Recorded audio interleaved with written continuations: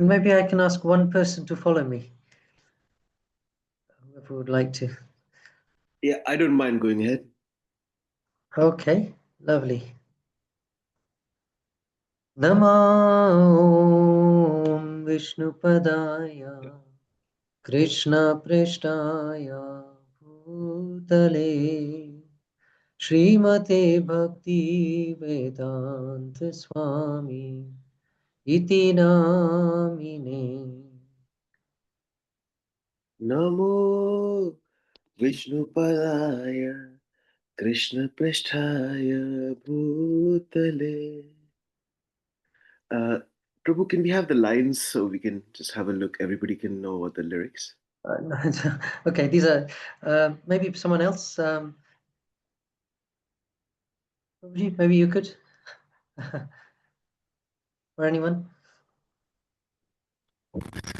Namo Vishnupadaya Krishna Prasthaya Bhutale Srimate Bhakti Vedanta Swami Namine. Namaste Saraswati Deve Gauravani Pracharine Nirvishesha Shunyavadi Paschatya Deshatarine. Namaste Saraswati Deve Gauravani Pracharine Nirvishesha Shunyavadi Paschatya Deshatarine.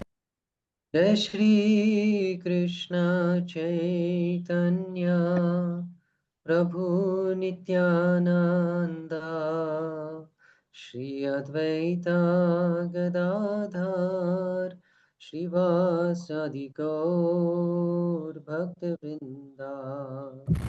Jai Shri Krishna Chaitanya Prabhu Nityananda Shri Advaita Gadadhara Shri Vasadi Gaura Bhaktivinoda.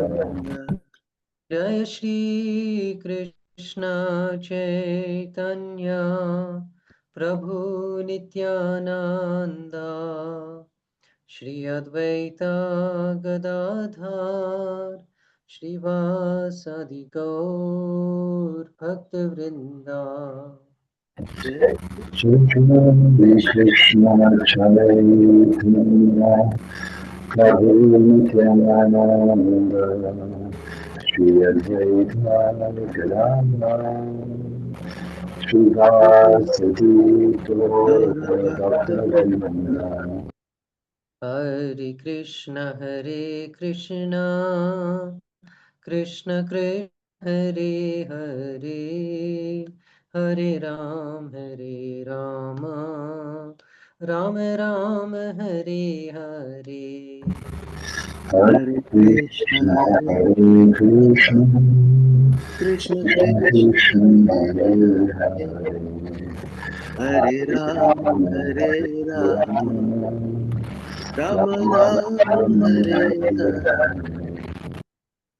Hare Krishna Krishna Krishna Hare Hare Hare Rama Rama Rama Hare Hare.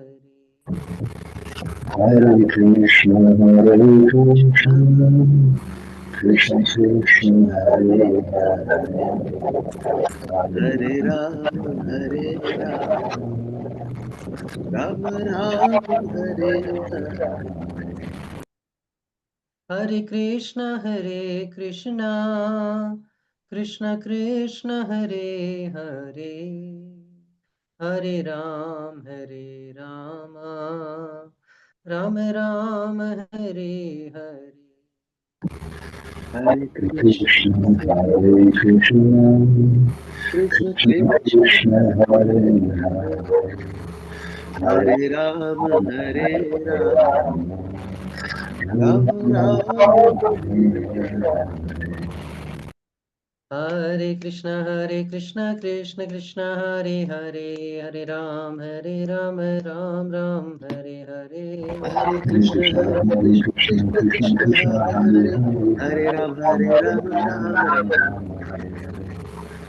Hare Krishna, Krishna Krishna, Hare Hare, Hare Ram, Ram Ram, Hare Hare. Hare Krishna, Krishna Krishna, Hare Hare, Hare Ram, Ram Ram, Hare Hare. Jai Radha Sham Sundar Radha Sham Sundar Radhe. Jai Radha Sham Sundar, Radha Sham Sundar, Radha Sham Sundar, Jai Radhe.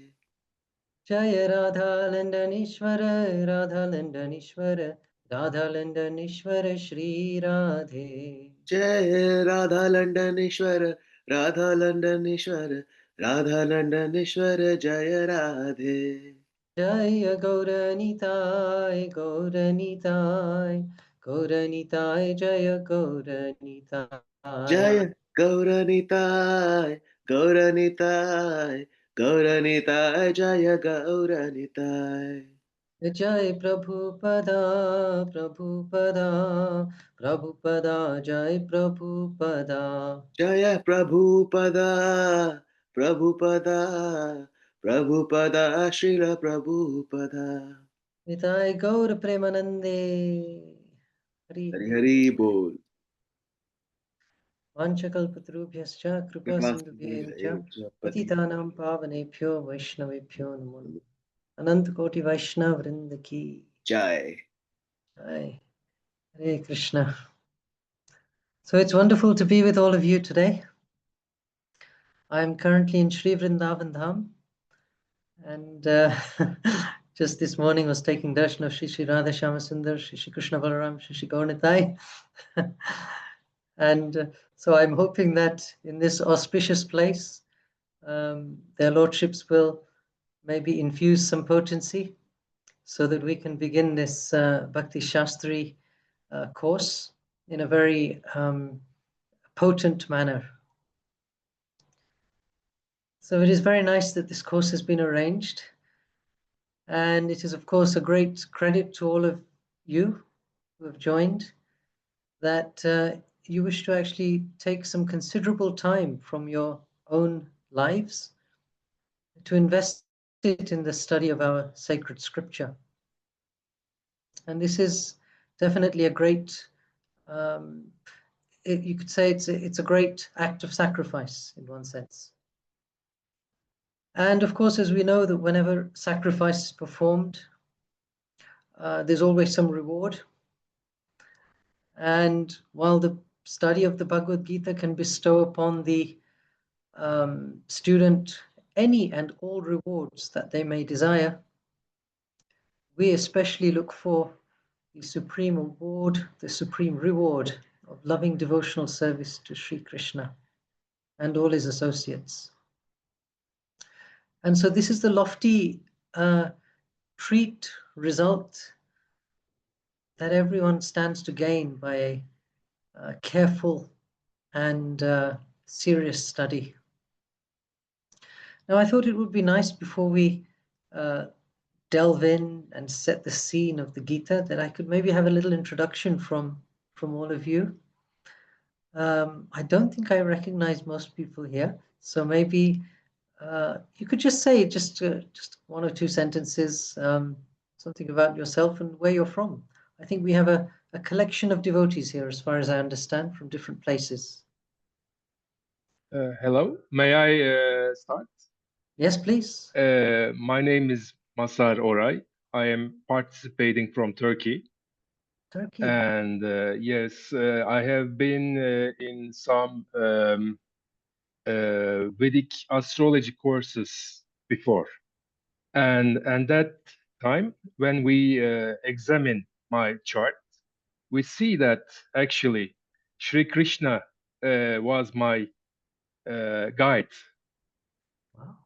And that was so interesting because when I was very young, I start to learn meditation and I went in Istanbul a meditation course, which was transcendental meditation.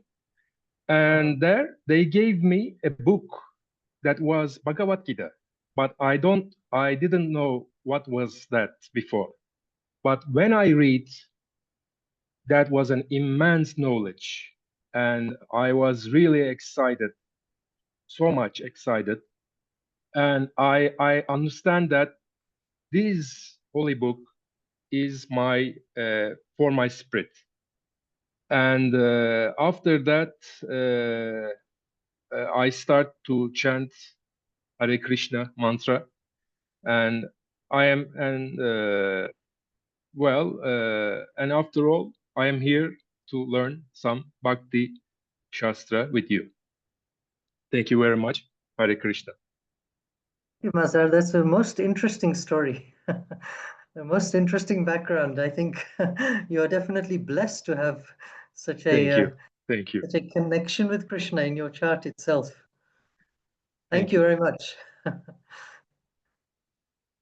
Maybe I can just go around. London College of Vedic Studies, maybe you can tell us. That is the name showing up on the screen. Yes, Hare Krishna. My name is Alexander, and I've been living in London for the last 8 years. And I was born in Moldova, and before that, I was living in the United States, and I was unhappy with my life, and therefore my mother told me that my uncle turned into Krishnite or Vaishnava. And so I was very curious, and I connected gradually to him, and he introduced me to Krishna consciousness. And so he asked me several questions that really brought to life my curiosity about what is this? Is that your leg? Is that your head? And if these are all yours, then who are you? So that created. I was very curious too. So gradually I started reading Prabhupada's books, and eventually I committed to Krishna consciousness. But it took some time. Hare Krishna. Amazing. Thank you very much. And now you're in London. Yeah. Okay. Wonderful. That's quite an adventure as well. It seems we have some very interesting stories from the devotees. Smita? Hare Krishna Prabhu. Hare Krishna. I'm joining from London Temple Prabhu. I was Okay. so fortunate to be sheltered by Jayapataka Maharaj last year. And I was planning to do Bhakti Shastri little by little, Prabhu. So last year I managed to do Ishopanishad and Nectar of Instruction. So this year I'm just on the unit 1, so just getting little by little. Haribol, Prabhu. Oh, okay. Thank you. Thank you very much. Next on my screen is Bidisha. Hare Krishna Prabhu, please accept my humble obeisances. Accept mine. So I'm from London. I've been in London for past 15 years now. I was born in Kolkata. I was fortunate to be born in a family. My grandparents were Vaishnavas initiated by Gauriya Math. But as I was growing up and as I was moving to different states and countries, I always had Krishna's thought stories in my mind, but not in the level and depth you want to understand. And I think I was fortunate and privileged to get in touch with the Thingita circles 2 years back over here. And there were some other small ones, but the Krishna's picture that his teachings to Arjuna, I always had as a tapestry, as a thing in my house, more than the Radha Krishna idol. It always fascinates me, that personification of Lord Krishna. So when I saw this course coming in, I wanted to know a little bit more and more about this and understand it better. Because every year when I read it, I get a different understanding always. I feel like, oh, I didn't understand this point like few years back. Now I understand it. But when this course came in, I wanted to know that sermons, those learnings, and a lot more in depth. So this is a privilege for me, if I may say.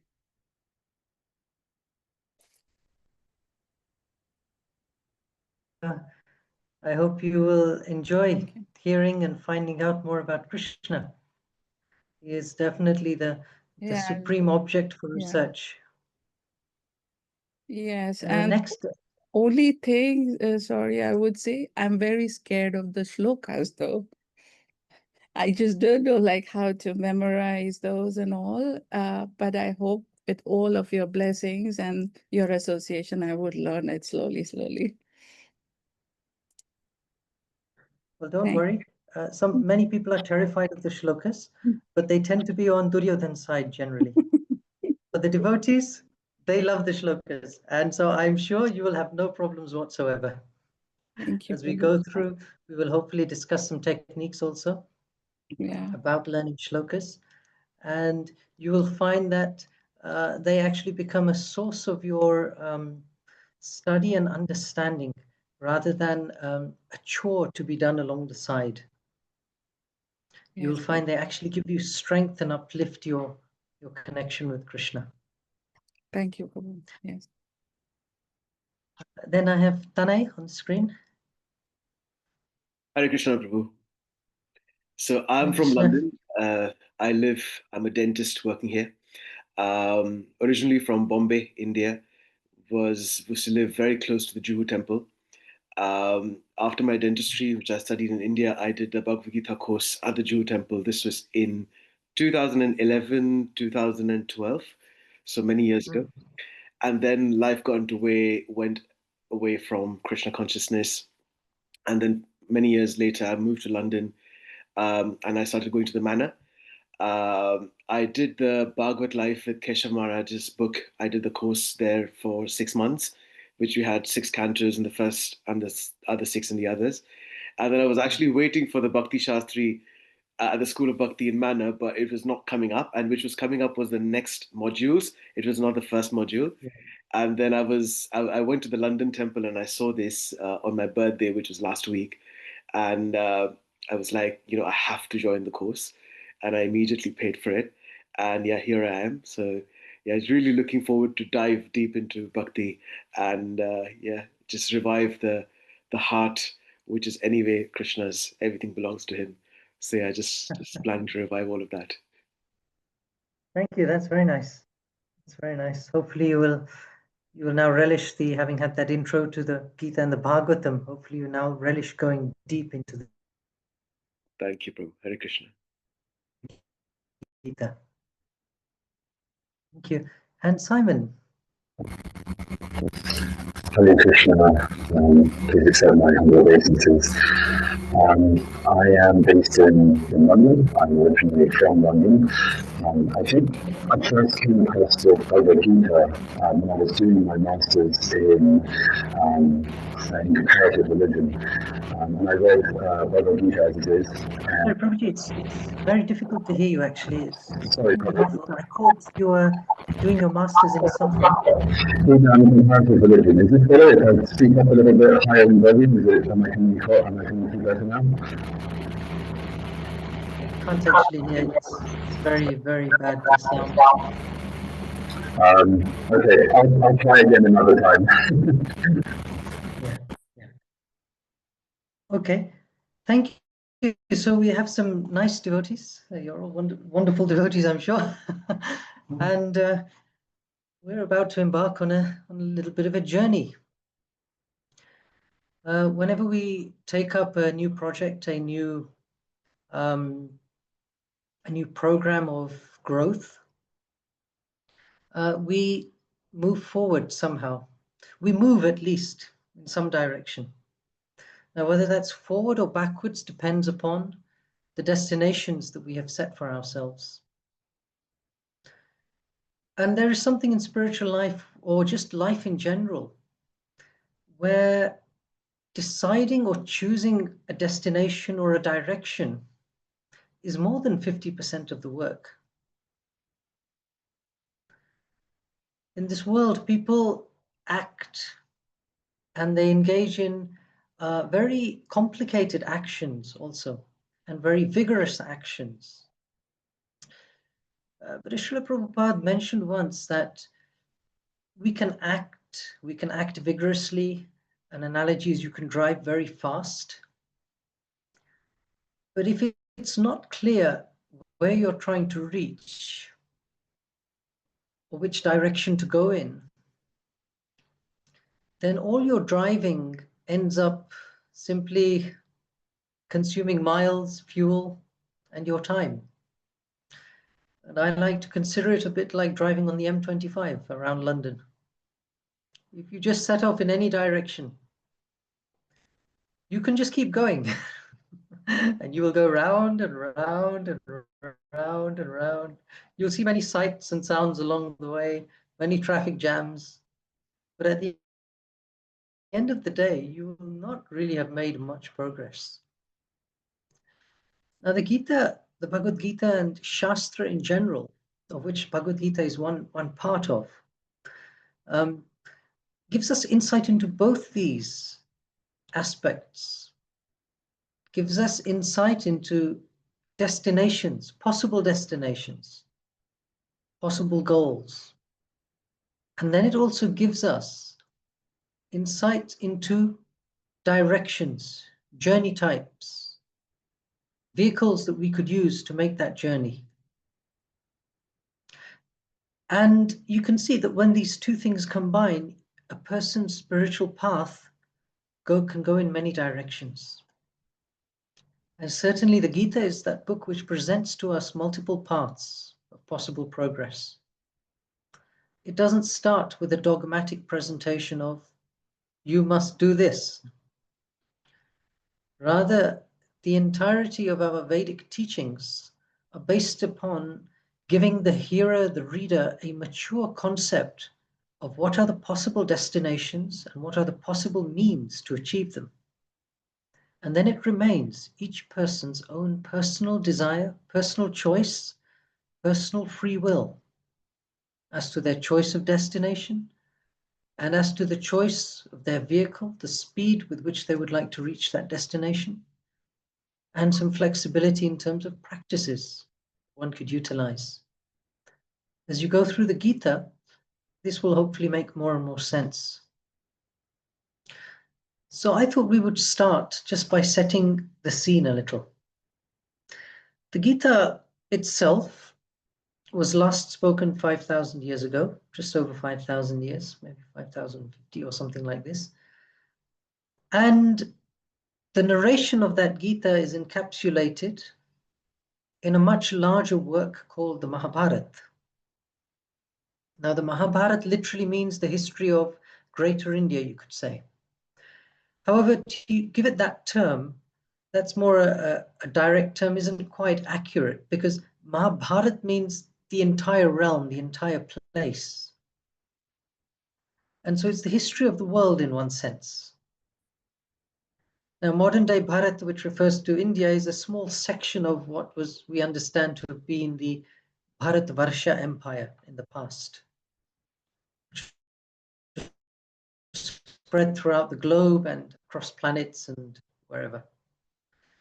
So Mahabharata means that history. And within that history, there is one chapter, which is called the Bhagavad Gita. Now, the Mahabharata contains 100,000 verses, slightly more than 100,000 verses. That makes it the longest of any of the works that we have accessible to us today. Even classics such as Homer's Iliad and others, this is much, much larger. And within this large work, in one section of the Bhishma Parva, which is one section within the Mahabharata, this special sacred conversation takes place. And this conversation becomes known as Bhagavad Gita, the song of Bhagavan, the song of God. And that's the literal translation of it, Bhagavad Gita, the song of God. So it's a very interesting book. Why do we zoom in so much on this one book when so many other verses are there? Now, the Gita, as you know, contains 700 verses, if you want to count them. 700 verses, spread over 18 chapters. And so 700 out of 100,000 is a fairly small percentage. Yet these 700 verses encapsulate the essence of the teachings, or the essence of the storyline that's found in that Mahabharata, and the essential benefit to be obtained from that whole adventure. So the Gita is a very unusual book, actually. It is a book which comes in a very unusual setting, a battlefield. Now, typically, this is not the place where you would expect great philosophy to be spoken. Right? Two armies are lined up, ready to fight, and suddenly in the midst of it, a great philosophy is spoken. Philosophical questions, philosophical answers. Not the normal setting. Even notions are normally associated with spiritual practice, such as peacefulness, are not normally associated with the battlefield either. And for some people, they wonder, if this is a book of peace, why was it spoken on the battlefield? Well, these things will hopefully become clear as the course proceeds. And so this Gita is a unique book. There are a number of unique actors within that book. And obviously, the chief of them is Lord Sri Krishna. Now, we don't necessarily have time to go through all of the entirety of Srila Prabhupada's introduction. However, there is one prerequisite that is referred to by Srila Prabhupada prior to us starting the discussion of the Bhagavad Gita. Srila Prabhupada explains that it is necessary for the reader to accommodate two aspects in their mind. First, that Krishna is the Supreme Lord, God, and that Arjun is his devotee. Those two concepts need to be understood by the reader. Now, we're not saying anything about whether you have to believe those concepts at this point. You simply just need to accept that that's the framework within which the Gita is spoken. As to whether you develop deep faith in whether Krishna is actually the Supreme Personality of Godhead and whether Arjuna is his devotee will come in its own time individually for each person. But if we're to make sense of the Gita, we at least need to understand who is who. And that's the framework that Srila Prabhupada emphasizes. We should at least theoretically accept that Krishna is the Supreme Lord, God, and Arjuna is his devotee. When that understanding is not applied to a study of the Gita, all sorts of mistaken meanings can come out. And I heard one statistic that there are something like 600 to 600 editions of the Gita. Now, all those editions of the Gita largely, they utilize the same Sanskrit verses, all 700 of them. And the translations are there done by different speakers, different gurus, different sadhus, different saints, and they can be more or less similar. Some are a little different, but there's a broad package of them which is broadly similar. But then the explanations around them, they diverge widely. In some schools of teaching and learning of the Gita, conclusions can range from one end of the spectrum, where Krishna is the Supreme Lord and we learn to develop a loving relationship with him, to another version where Krishna is just a representative of a superior power. And we need such a figurehead in order for us to receive instruction. Or another is that Krishna and Arjuna are both illusory. Or another version is that actually, when Krishna speaks, he is the unborn inside you that is speaking, and that you have simply forgotten that you are God, and therefore you're in this illusion. You can see that this spectrum of understanding goes from the very personal, deep bhakti understanding to a whole range of options dealing with voidism, nihilism, even a complete absence of the existence of God.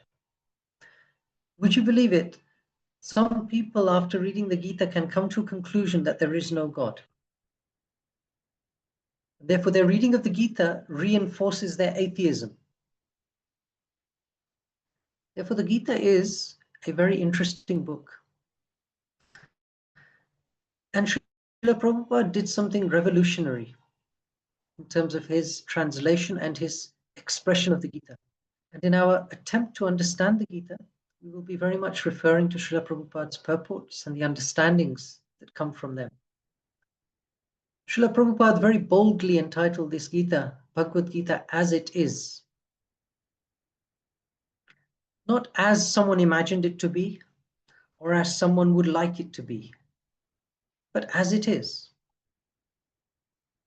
Now that's quite a bold statement, and those amongst yourselves who would question a statement like that would say perhaps Prabhupada is simply giving his opinion and trying to cast it as the as it is opinion. Well, it's a legitimate question to consider. Therefore, we are introduced to a very important concept, the concept of parampara, the concept of a succession of teachers and disciples. That is known as the parampara, the disciplic chain. Now, in your Gitas, do you all have a copy of the Gita with you? I would say it's an essential for this course. Excellent to have Prabhupada's Bhagavad Gita as it is. Now, I think in your different editions, the page numbering may be different, but maybe you could find there is a lineage given in the Gita, starting from Sri Krishna all the way down to Srila Prabhupada.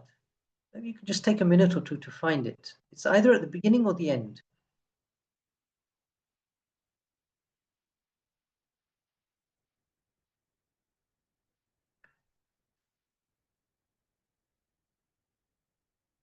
Smita, did you want to ask something?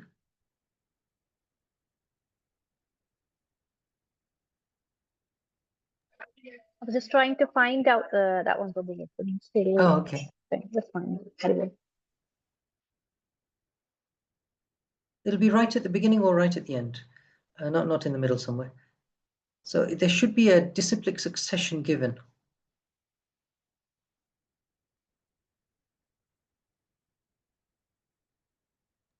Page 29.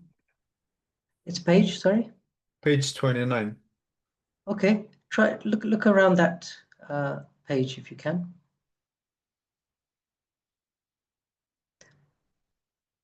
And if you go through that, you'll see it gives you basically a chain of students and disciples. And this is an important component in understanding the truth, or in terms of preserving the truth.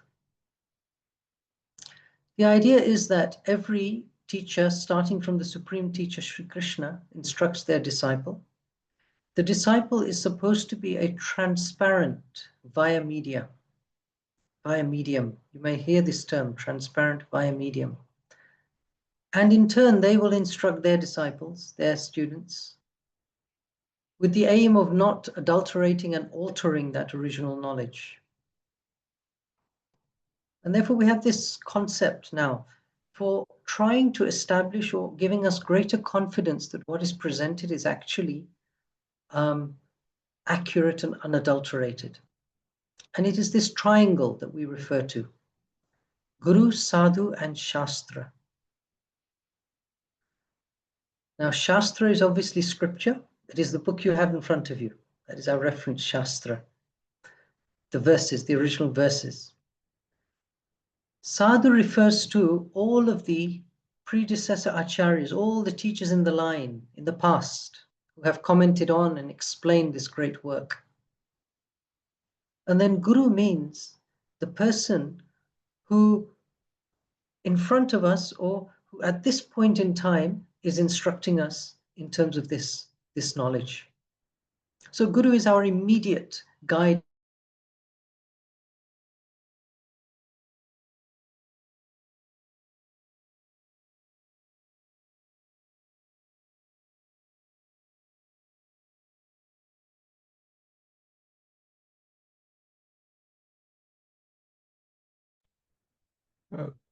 Guru, you disappeared.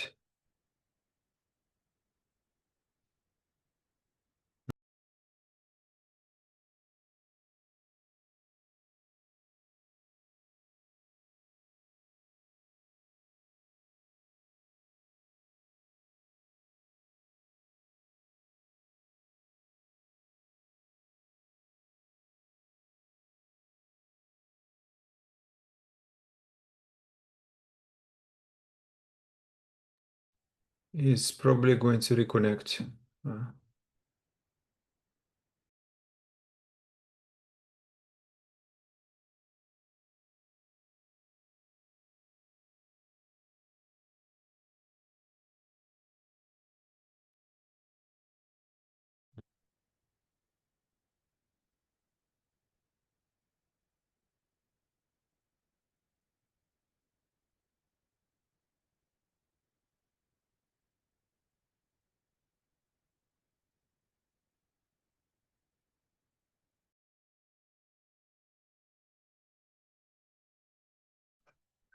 Sorry about that. I think it is a signal problem. In India, the power can go unexpectedly, so please bear with me. I can't promise this won't happen again, but we will try our best.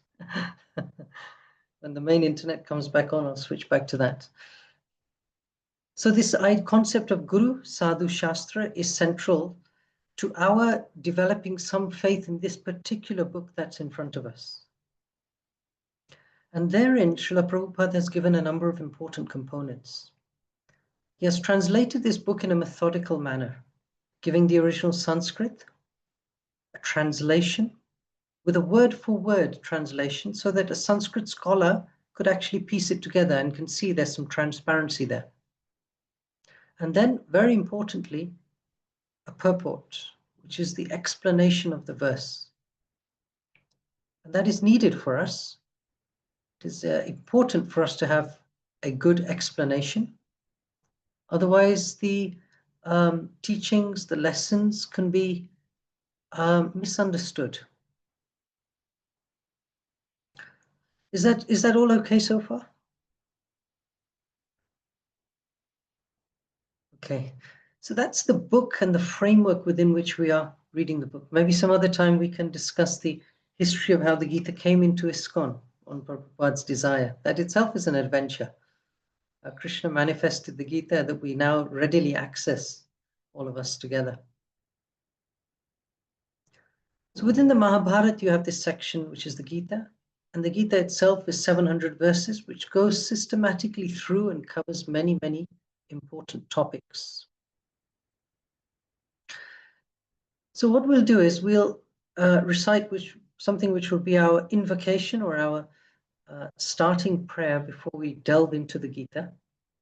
Very simple. You can just repeat after me. Om Namo Bhagavate Vasudevaya. Om Namo Bhagavate Vasudevaya. Om Namo Bhagavate Vasudevaya. Om Namo Bhagavate Vasudevaya. Om Namo Bhagavate Vasudevaya. Om Namo Bhagavate Vasudevaya.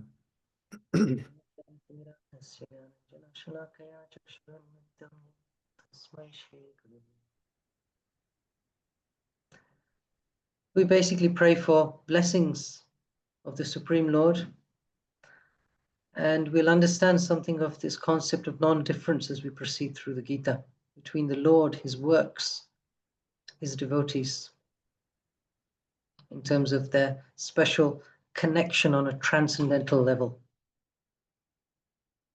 When the Gita is heard and sung properly, when it is recited, when it is heard, when it is meditated upon, everyone connected operates on a different realm of transcendence. It's a unified realm, a different realm of existence that one is transported into. And so it's very important that we approach the Gita not just as a book of wisdom or a book of knowledge or just as a textbook, but as a conduit and an avenue directly to the Supreme Lord.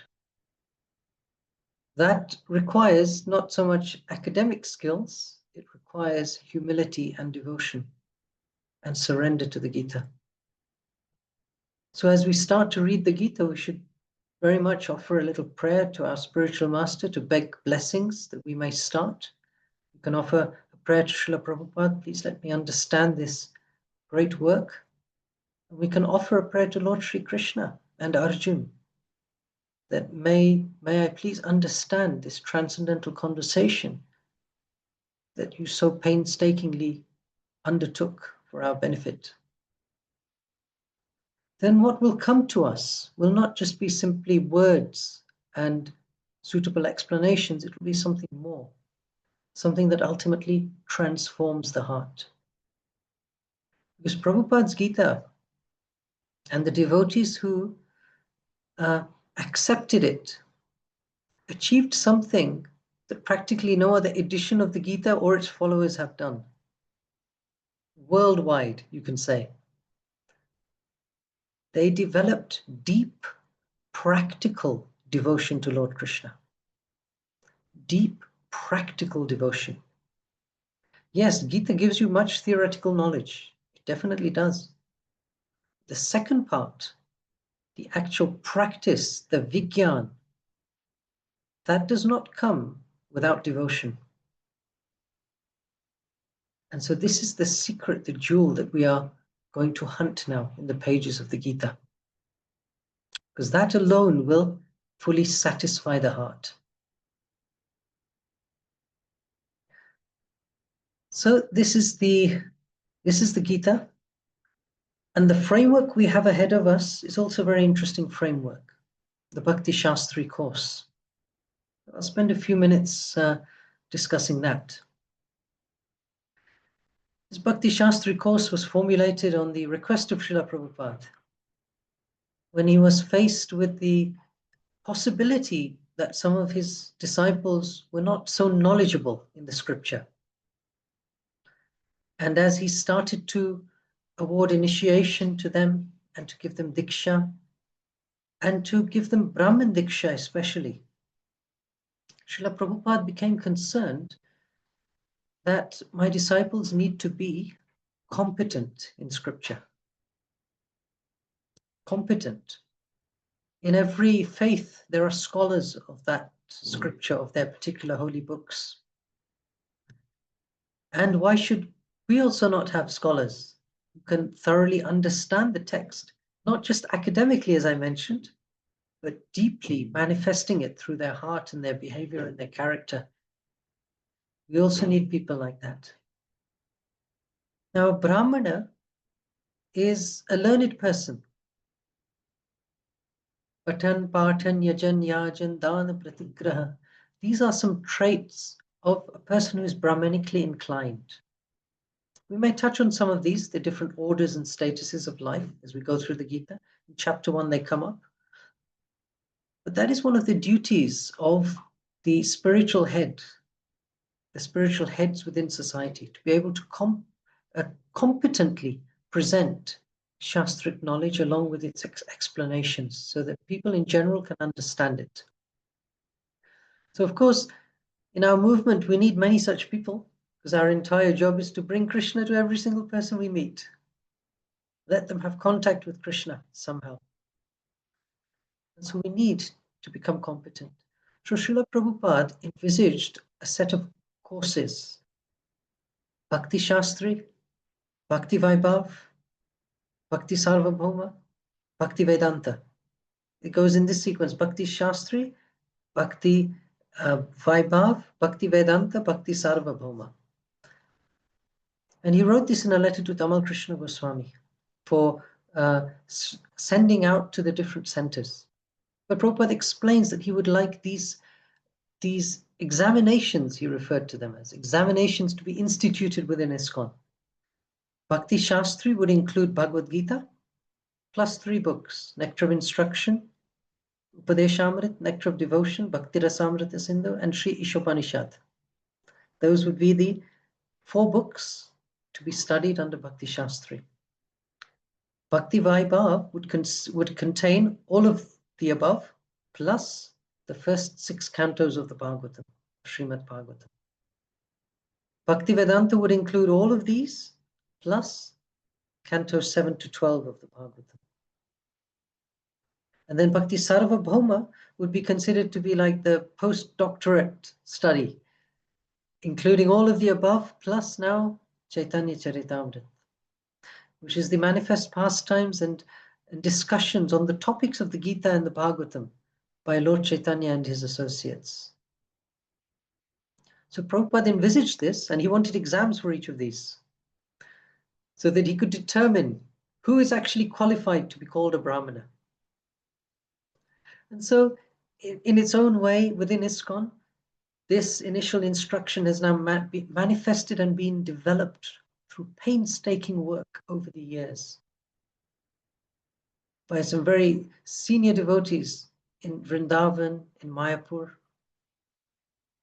And the handbooks you have in front of you, or I hope you have in front of you, you've been sent them maybe digitally, they are a vast resource, because they give you a guide as to how to move forward through the books.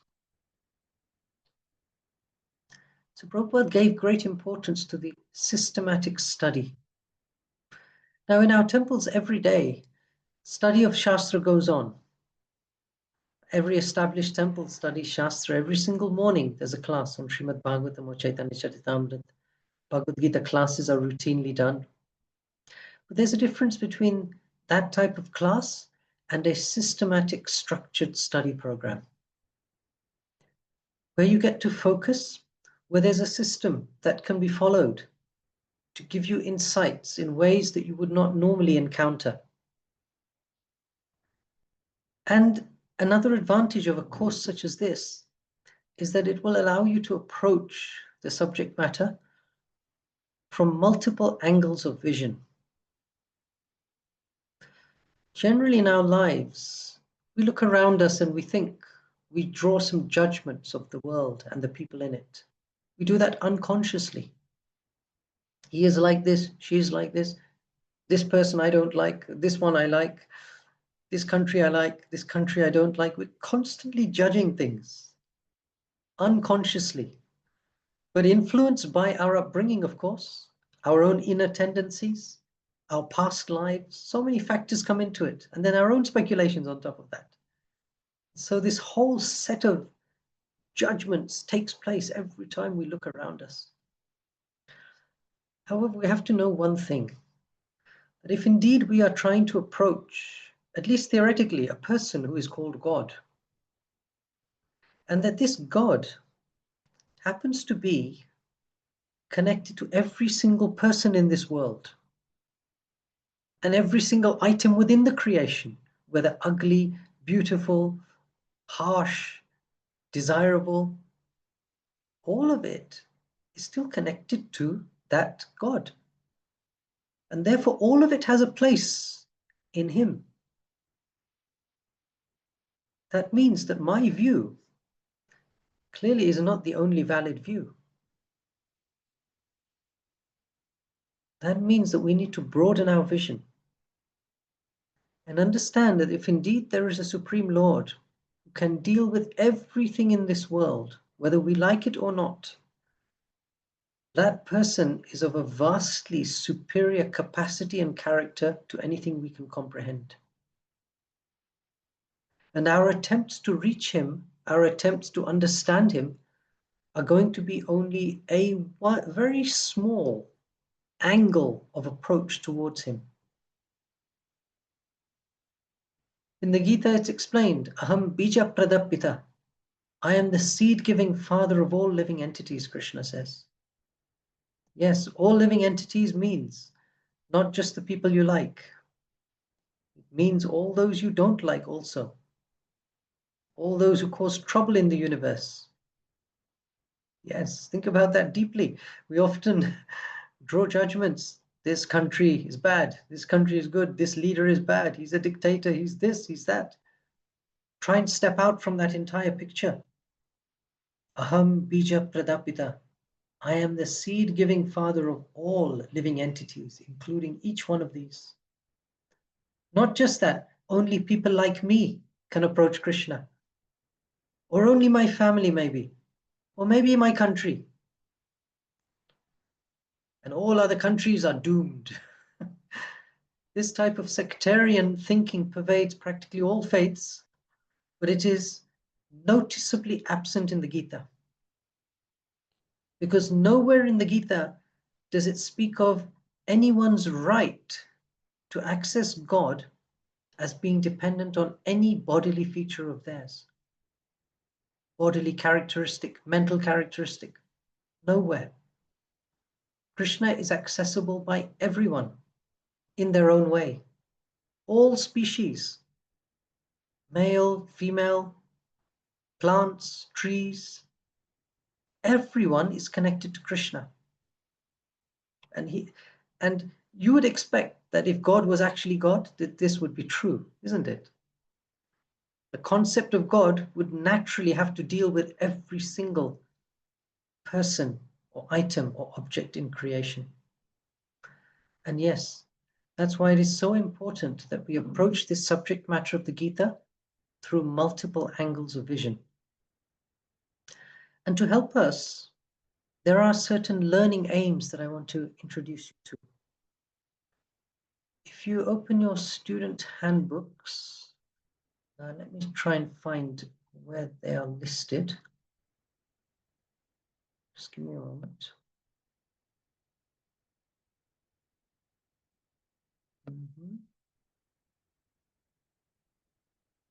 Okay, it's just loading or reloading or something or other.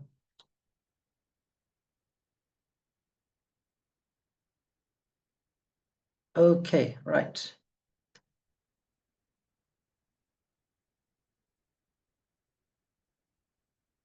If we go to, I'm just going to take you to a certain part of this.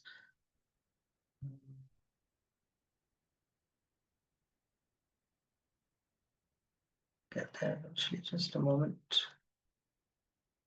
Yes, it's towards the end of this particular handout.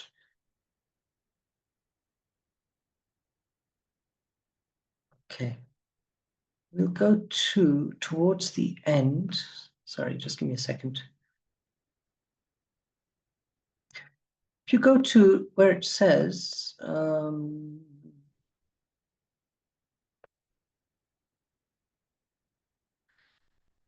page 108, where it says open book assessment questions. I'm assuming everyone has a copy of the handbook digitally or otherwise. Okay. Sorry, Prabhu, There, I missed it.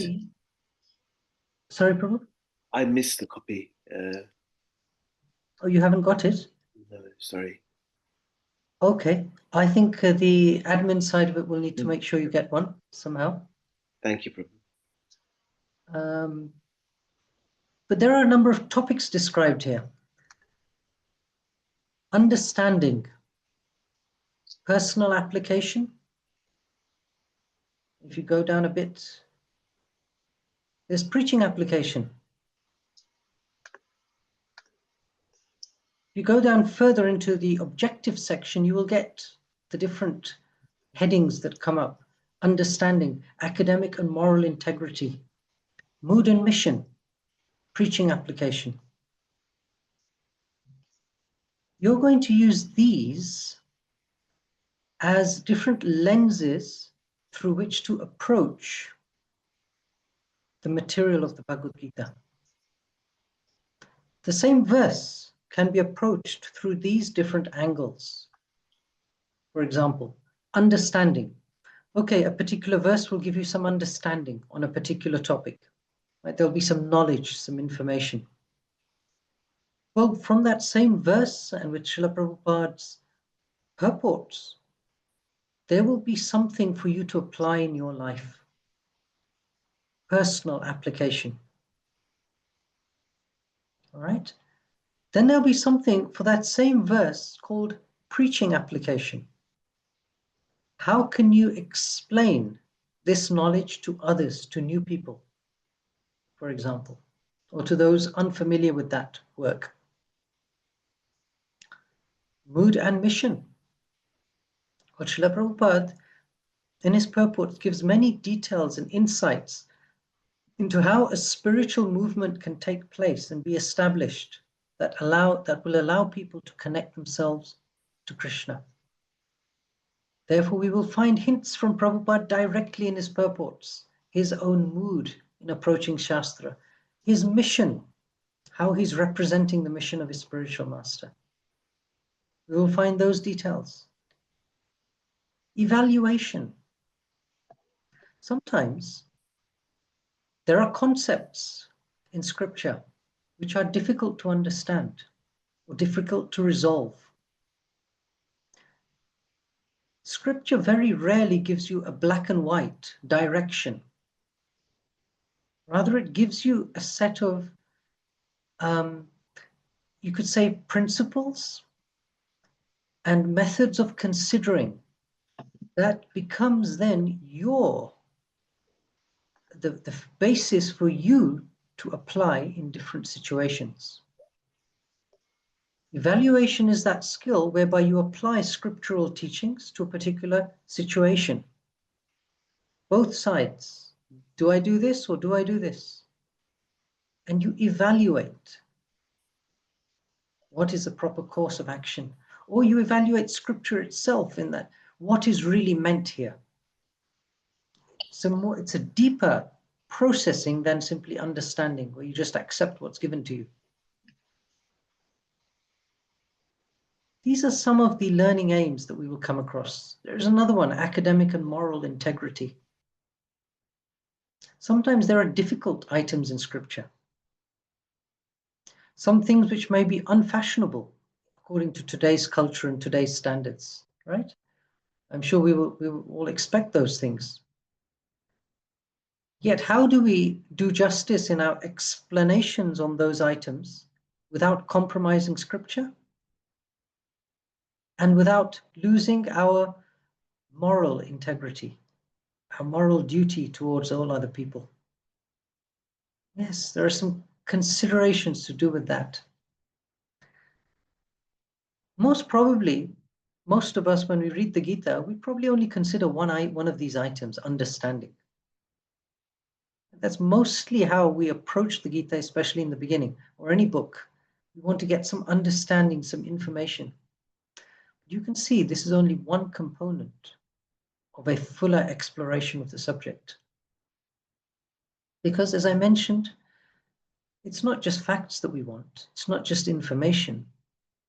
We actually want transformation of the heart. That's what we are ultimately looking for. Transformation, to situate ourselves in the state that we are deeply searching for. A state of complete satisfaction and happiness and shelter.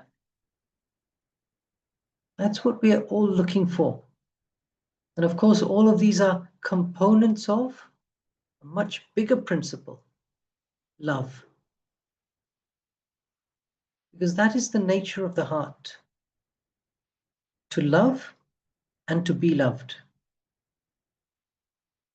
All those other features that I've mentioned all ultimately become principles of this main point.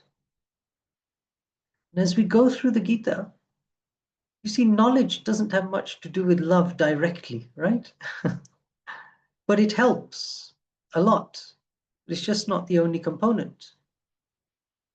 So we're also learning to develop feelings for Krishna. We're also learning to develop devotion for Krishna.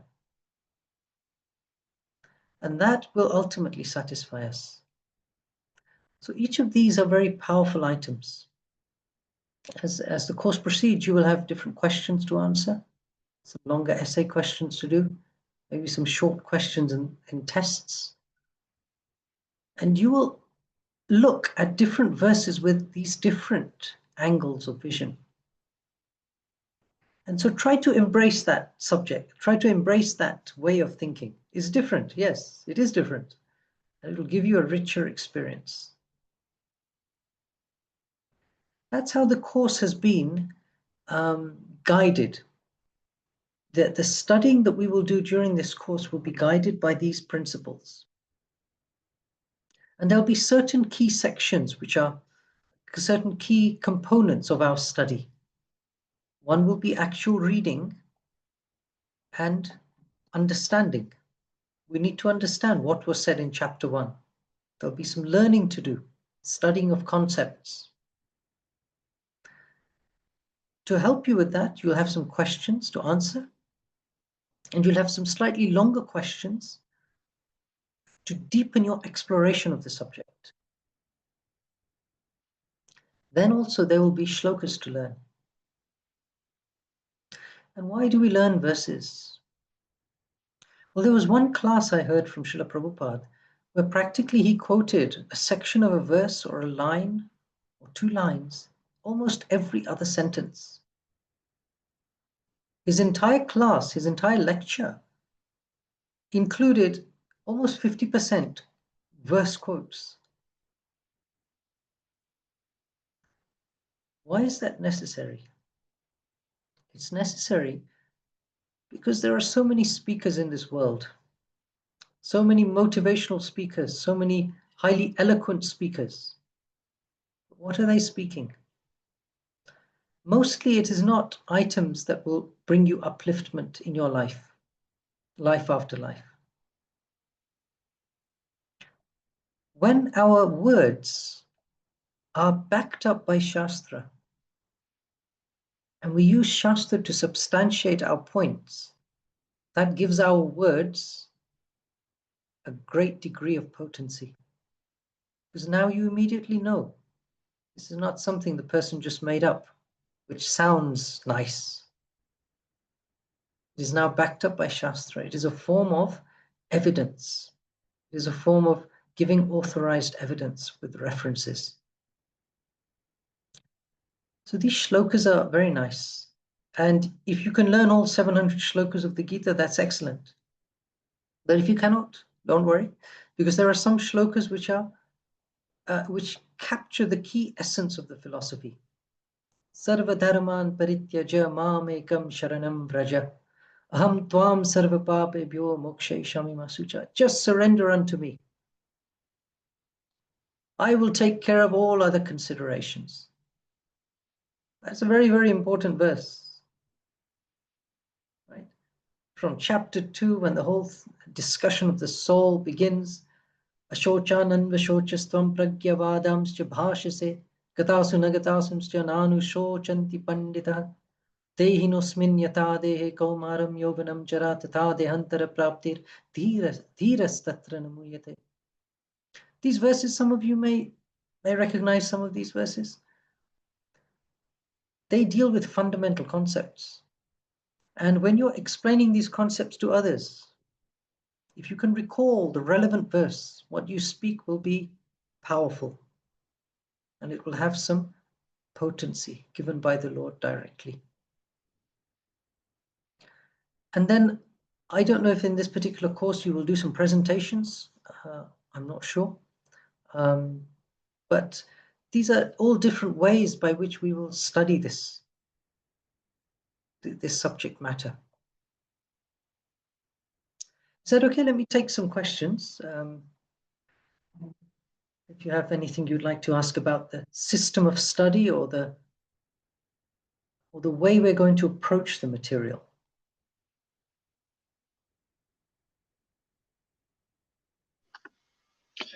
Hare Krishna, do you hear me now? Is this better? Oh, that's much better, very clear. Wonderful, Hare Krishna. Apologies for the fault with my microphone previously. So I had a practical question for any homework assignments or coursework that we have to complete. Will deadlines be given for those? I've looked through the handbooks, but I can't seem to find exact deadlines for that. But will they be announced during the sessions as we go through them?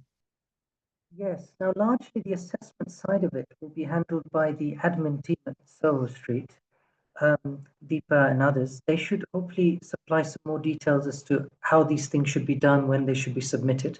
I will definitely contact her and find out what the system will be.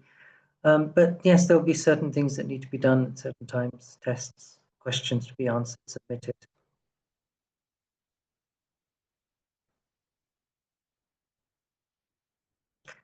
Anything else? We've covered basically sort of a history, the setting of the Gita, its scope, ways that we're going to approach it, the components of the course. Today's session is a little bit of an introductory session. We won't be getting into any heavy discussions on the philosophy today. We'll be doing that from lesson 2 onwards, where we will then start the whole scrutiny of the subject matter itself, and then we'll have different slides and flowcharts and all this and that, and discussions and group exercises and all of that.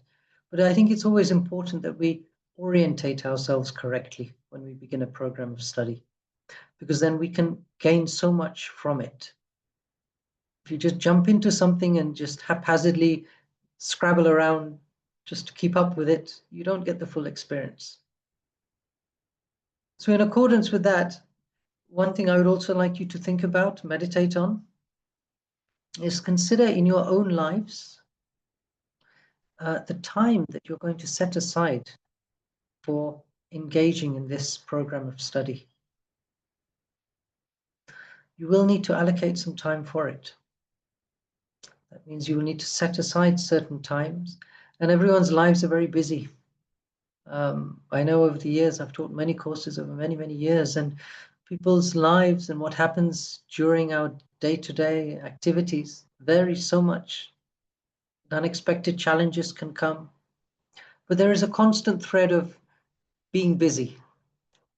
Right? There's a constant thread of shortage of time in everyone's life. It's a universal principle. But hopefully, as the Gita proceeds, we're going to learn something about time, which is one of the 5 topics of the Gita. Time, kala. And so we must do our bit to make some time for the Gita. Yes, to consider the material, you will need to spend some time reading the material. You will need to spend some time thinking about it. It can be very healthy to also discuss some points with other students, online, offline. That's very healthy for moving forward with the Gita.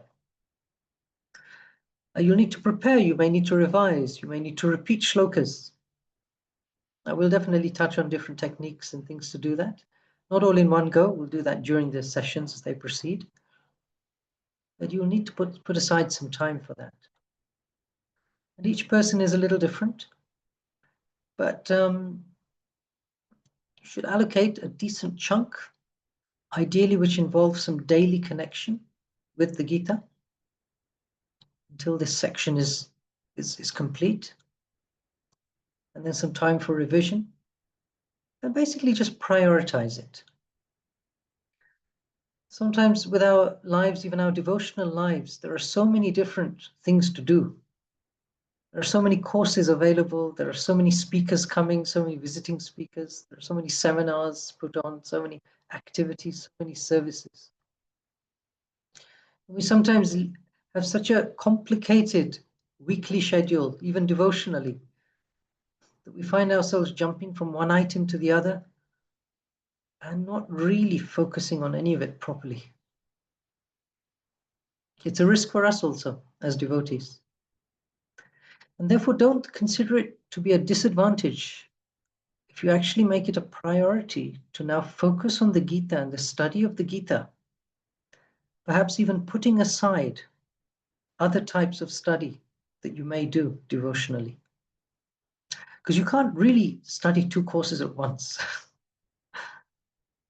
It's far better to be focused and to do this properly. Give it your all, give it your 100%. Whatever time you have, give it for that. Our daily sadhana should go on. that will fuel our understanding of the Gita and our connection with Krishna.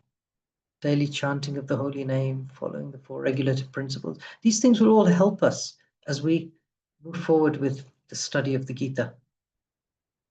But this item of discipline is one that ultimately only you can do. It is up to each individual person to put aside the time, to put aside quality time where you can focus. And if you master this, you will actually be successful in so many aspects of life anyway. It's a great skill to have, the skill of discipline. Ekkeha kuru nandana. As Krishna instructs Arjuna, be single-pointed, fixed in your determination. Any questions on that?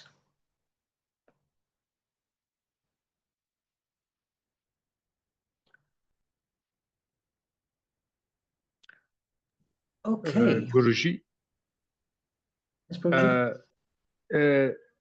I would like to say that I understand all English. My English is not bad, but just to express myself, sometimes I might have some problems, maybe. I just would like to say to you, but I understand all the, the conversation, no problem. Just maybe in the homework, I should have some, maybe, just little problem to express myself. Just, I would like to inform you. Thank you. Thank you. I think you should not worry. It is the content in your attempt to approach the subject matter that will be considered. And yes, that will all be taken into account. I would say the focus for this course should not be the accumulation of marks. The marks are useful also because they will give you a sense of what you missed, what you didn't quite look at, what you didn't revise properly. They're very useful from that sense, but they're not the goal. They're not the goal of it. The goal is deep devotion to Lord Krishna. And I found that this type of study where you get some feedback from the teacher, it's actually very effective, because otherwise many things you wouldn't do yourself. If you know you have to study 3 chapters, okay, you might say, okay, I'll do it tomorrow, I'll do it later, I'll do it then. But if you know you have an examination coming up in 2 weeks' time, you will definitely make some time to study. And so I always found that when I was doing these courses myself, that having that framework of a discipline almost imposed by the course and the teacher was very, very useful as a motivating factor. And yes, we're after understanding the content, the material, and our individual approaches, linguistic skills are not going to be assessed. But thank you. Also, I would say that as I speak, if something is not clear and you need it to be explained again, we're very welcome to hear that. Please just raise your hand and I will come to you. Can I also encourage devotees that although the class is taking place online in cyberspace, we can actually achieve an equivalent result to being together in a classroom through the online medium. It's possible. It's not exactly the same, but it's possible. But for that, it will be very good, and I would strongly encourage you to have your cameras on during these meetings. Then we can see everyone, we can interact with you as if you're in one classroom, rather than there being a sort of a visual barrier, and then we hear some questions from the ether. It will be nice to have you, at least 2 of the senses can be engaged with modern technology, right? Sight and hearing. The others not yet. We haven't got a digital nose, for example, or digital odor producing interfaces or any of the others. But at least with these two, we can get a good deal done. So I hope that's okay. We'll just encourage you to do that. And then you'll also see the fellow travelers with you on your journey. As I mentioned at the start, this will be a journey for you. It'll be a journey through the pages for sure. It'll be a journey through concepts. It'll be a journey through considerations. And individually, your life is already on a journey. Now you will see how the teachings of the Gita, when they are infused into your journey, how your journey starts to become modified. And in that journey, you now have a group of travelers with you.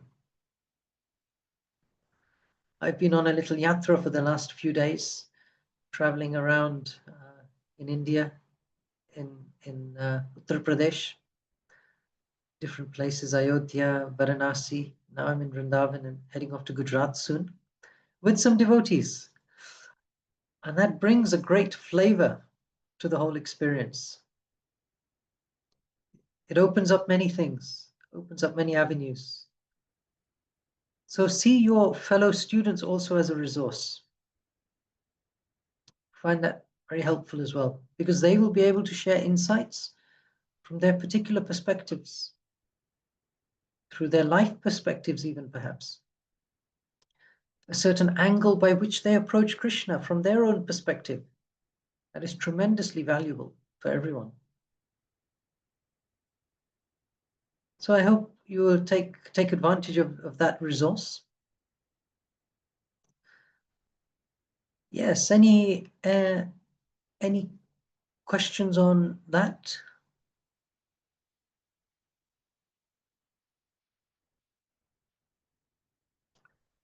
Okay. So what I would suggest is, we have another hour and 45 minutes, right? These are 3-hour sessions. Is that correct? 3-hour sessions? All right. So can I suggest we take a little break for maybe, say, 10 minutes, 10 to 15 minutes? What time is it now for you? It's 11:48 a.m. 11:48. Okay. So can I suggest we meet back again at 12 o'clock? Yes, Prabhu. Continue.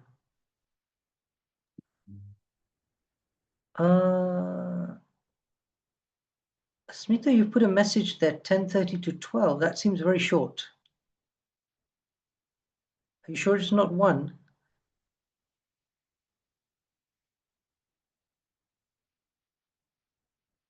10:30 to 1 or 1:30?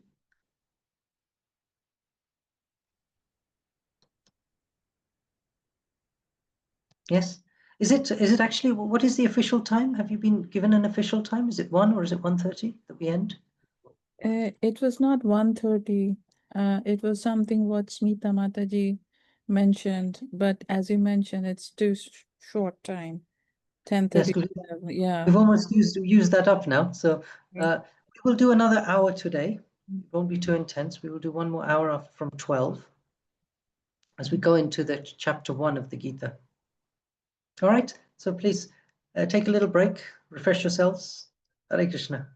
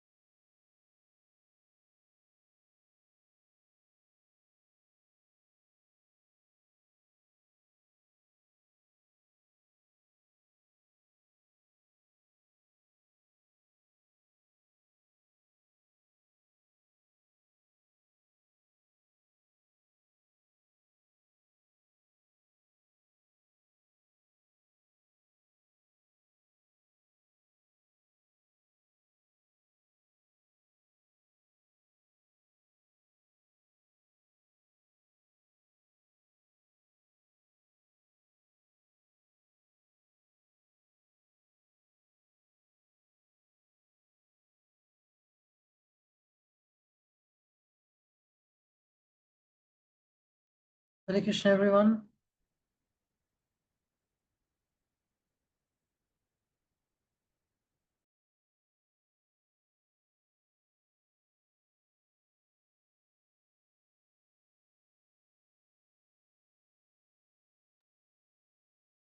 Okay, welcome back.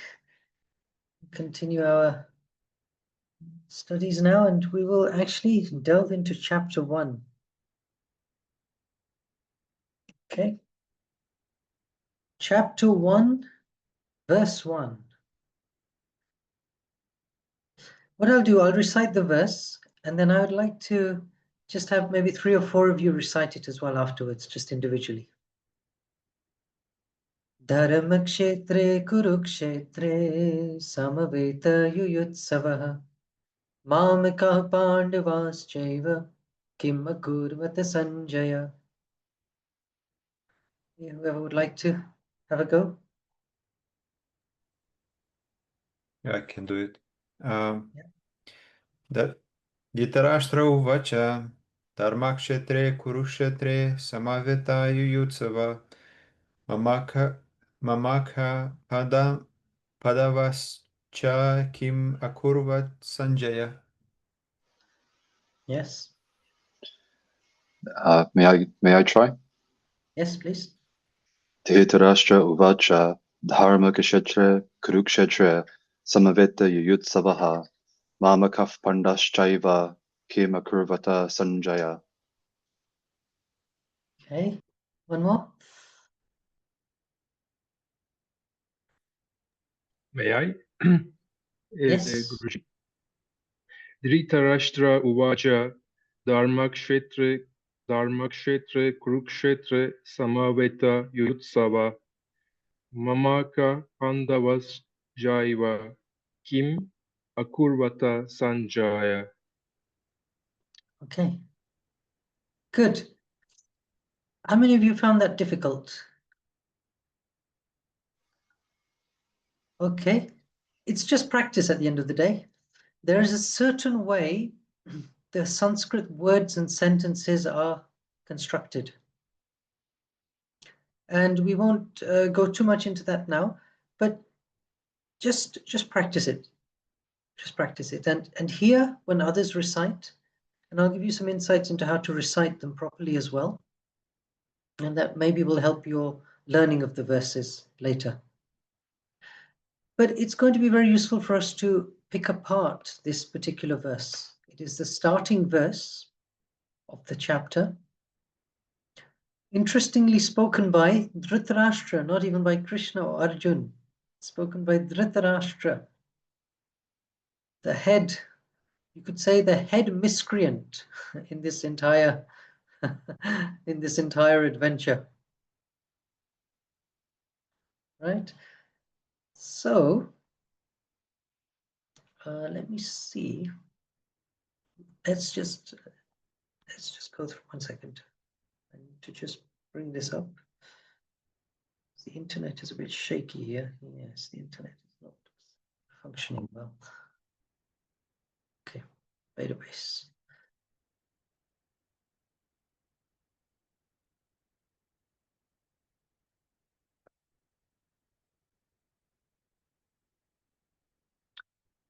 Okay.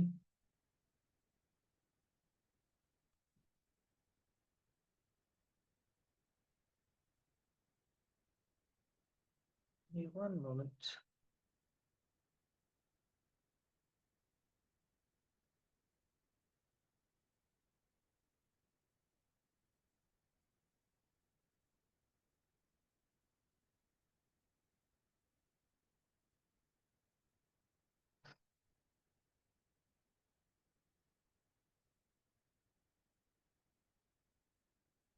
I may struggle with this actually, sorry.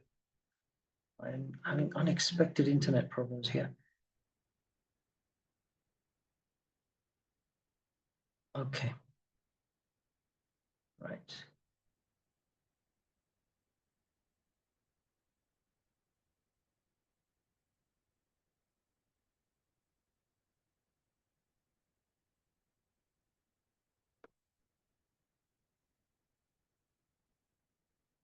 Hare Krishna.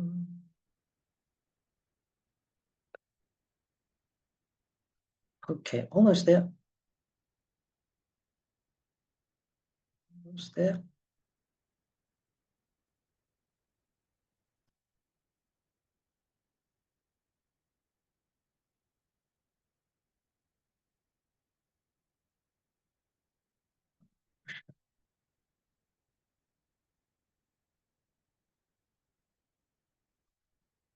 Sorry, I've lost it again.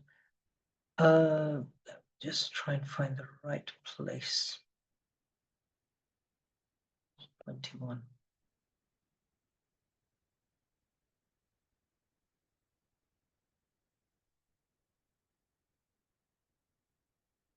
Okay, almost.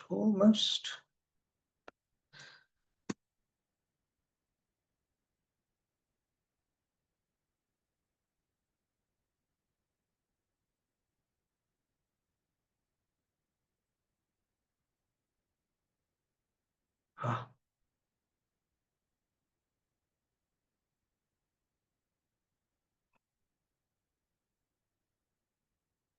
Okay, so we're going to pick apart this verse, okay, each word. So it starts with Dhritarashtra Uvacha, which means Dhritarashtra said. Now, does everyone know who Dhritarashtra is? Dhritarashtra is the father of Duryodhan, the Kauravas side. There are two families, the Kauravas and the Pandavas. Originally, they're one family, really. Dhritarashtra is the father of the Kauravas, headed by Duryodhan, and within that family, there are many other brothers as well, Dushashan and all of these persons. On the Pandavas side, there are 5 brothers: Yudhishthir, Arjun, Bhima, Nakula, Sahadev. And their mother is, or mothers, you could say, is Draupadi.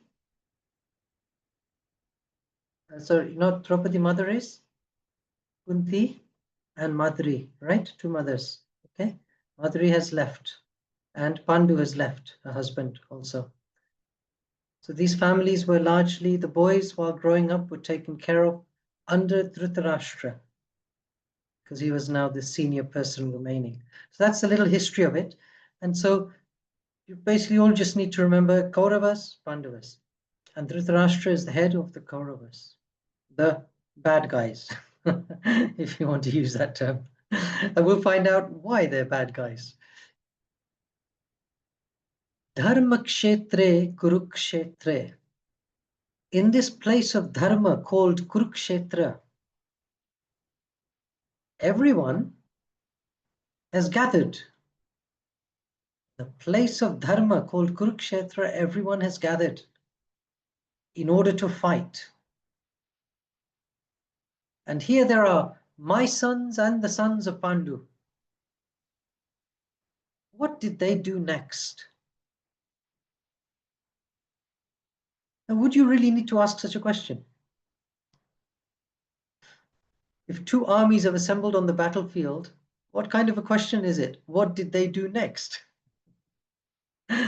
Surely the natural course of actions would be they had a fight, or they started fighting.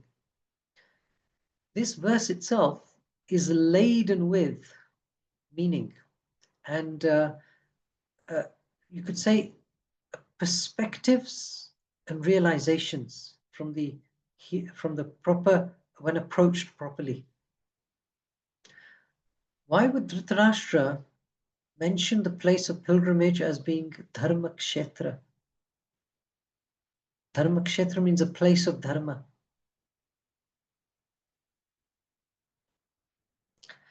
What is likely to happen in a place of dharma?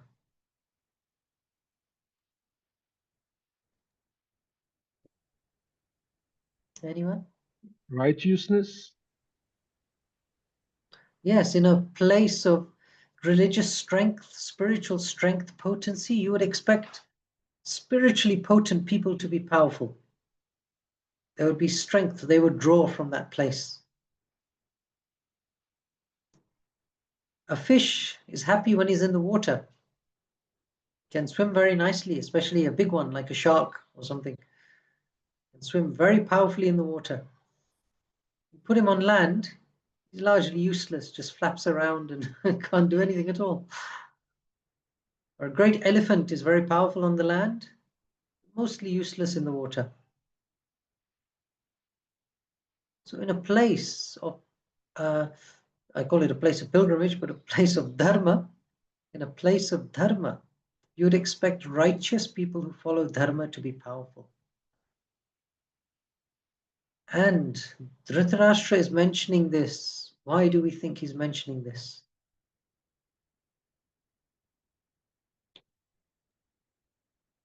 Because Krishna is present there. Krishna is present, but why is he concerned?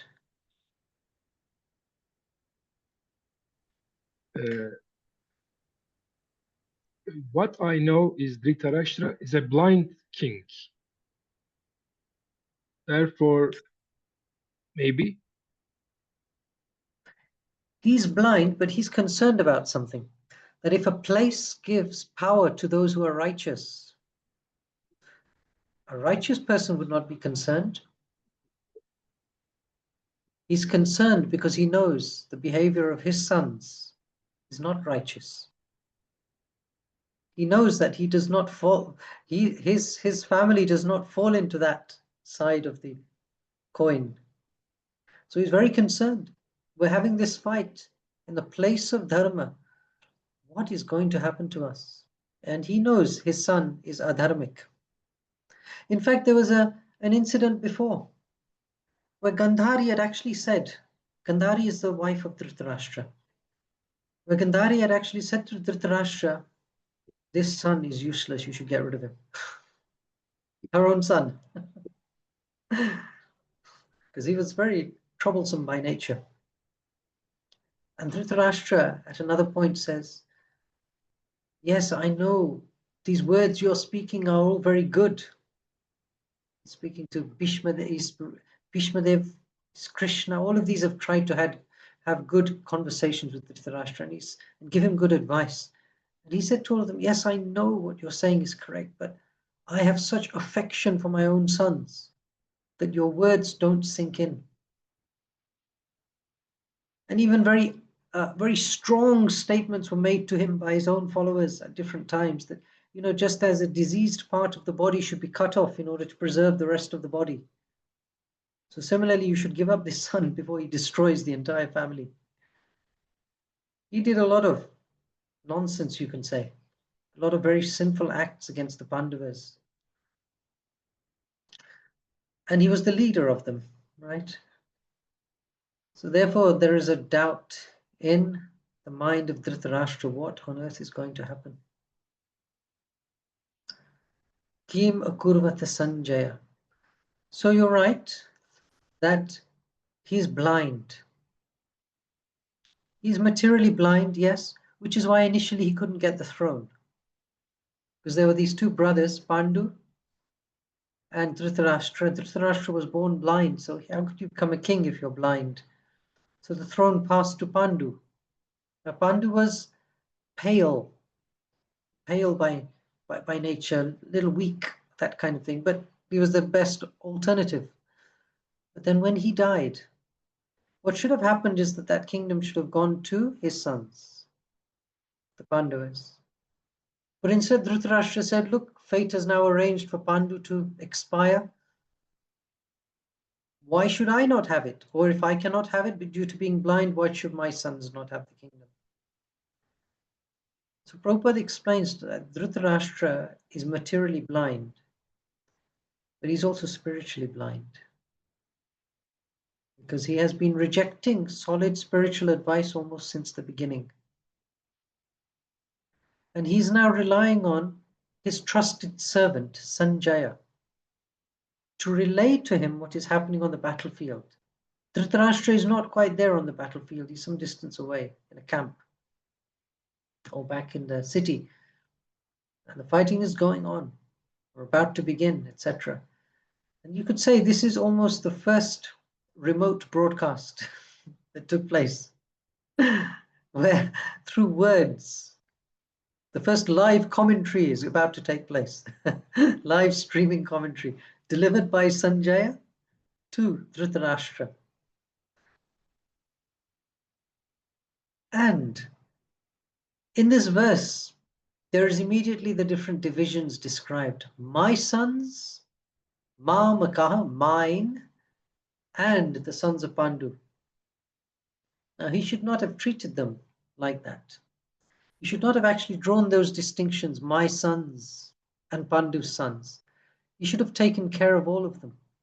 They were his sons, and you could say his son-in-law, right?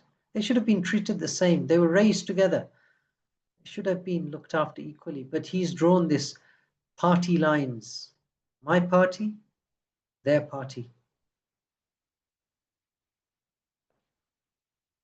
So, what did they do? It suggests also that Dhritarashtra knows that normal battles aren't going to take place here. On the one side, you've got extremely powerful warriors, like the Pandavas. And on his own side, he's got extremely powerful warriors too. In fact, some of those who taught the Pandavas, like Bhishma, Drona. They were gurus for all of them. And so he's wondering there, what on earth will happen in this circumstance? Let's read a little bit of Srila Prabhupada's purport.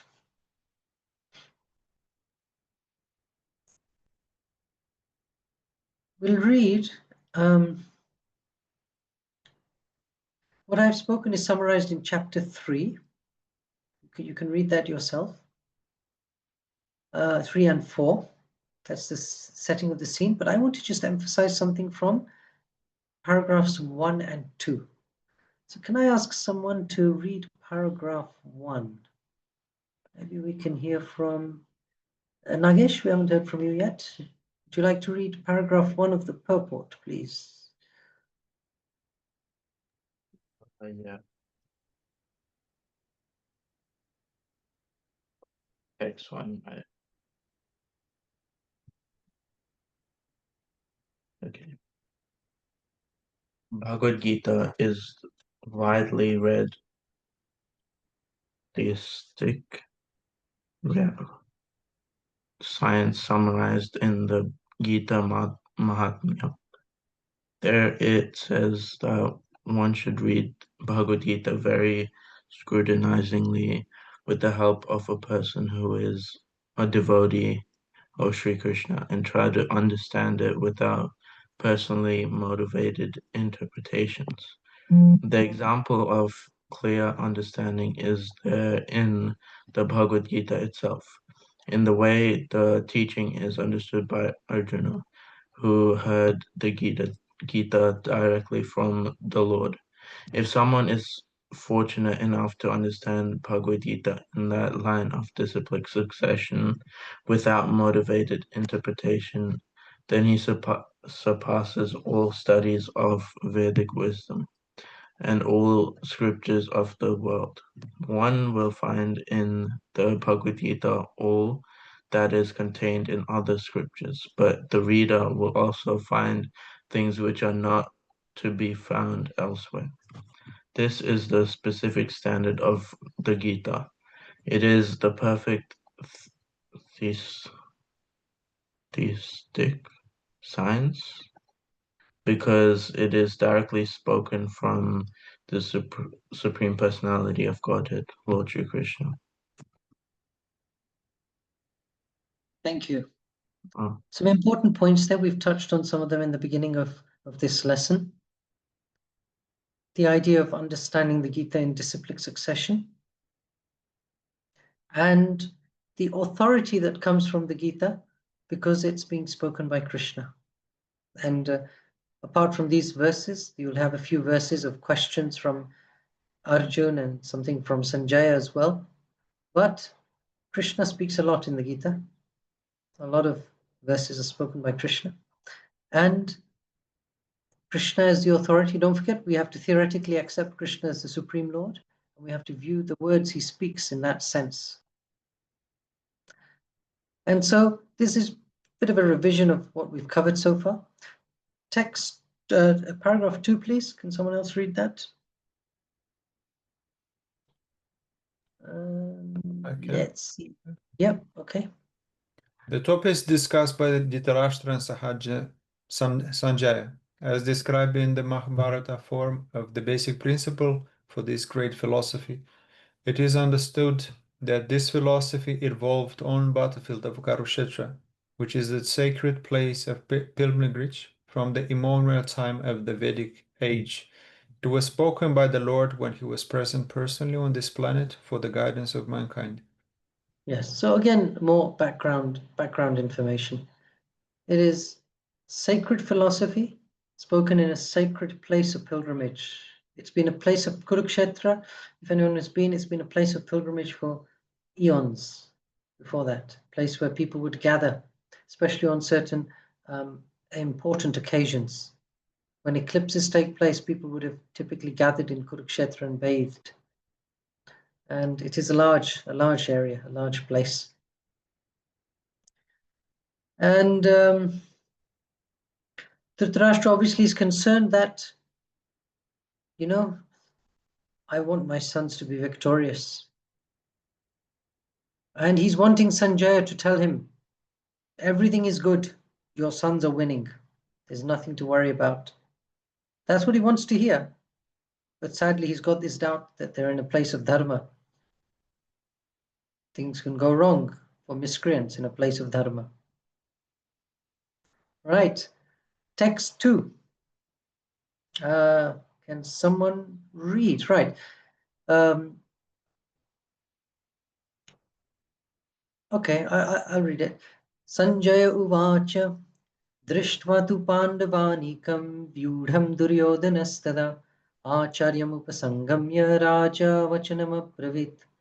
Sanjaya said, O king, after looking over the army arranged in military formation by the sons of Pandu, King Duryodhan went to his teacher and spoke the following words. Paschaitam Panduputranam Acharya Mahatim Chamum Vyudham Drupadaputrena Tava Shishyena Dhimata. O my teacher, behold the great army of the sons of Pandu, so expertly arranged by your intelligent disciple, the son of Drupad. Do we know who he's speaking to here?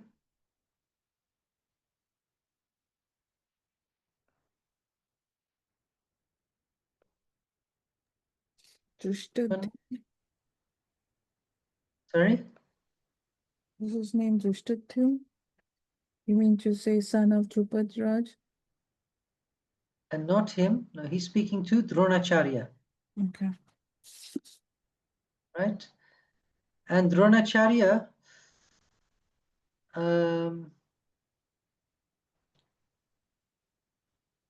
also instructed the Pandavas, right?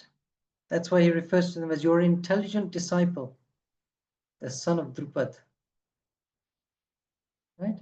So he wants to make sure that there's no bias. The teacher is naturally favorably disposed towards his students. And now on this occasion, the students are formed into two camps. Still, there's a doubt in Duryodhan's mind. Whose side are you really on? Are you going to act for the welfare of my sons, of my brothers, or are you going to act for the welfare of the enemy? So this is how this thing begins.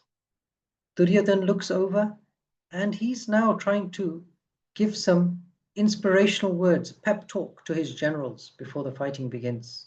He wants to make sure they're fighting for the right cause, fighting for the right persons. And what we'll do is we'll just read some of these opening verses. The English, we won't go through each of the Sanskrit verses.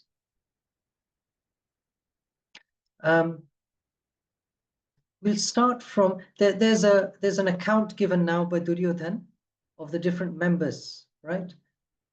Fighters like Yuyudhan, Virata, Drupada, Drishtaketu, Chekitana, Kashiraja, Purujit, Kunti, Bhoja, Shaibya. These are all mentioned, text 4, 5, 6, 7. And other names come up, Bhishma, Karna, very powerful people. And text 9 and 10, 9, 10, and 11. Could someone read those three translations, please? 9, 10, and 11.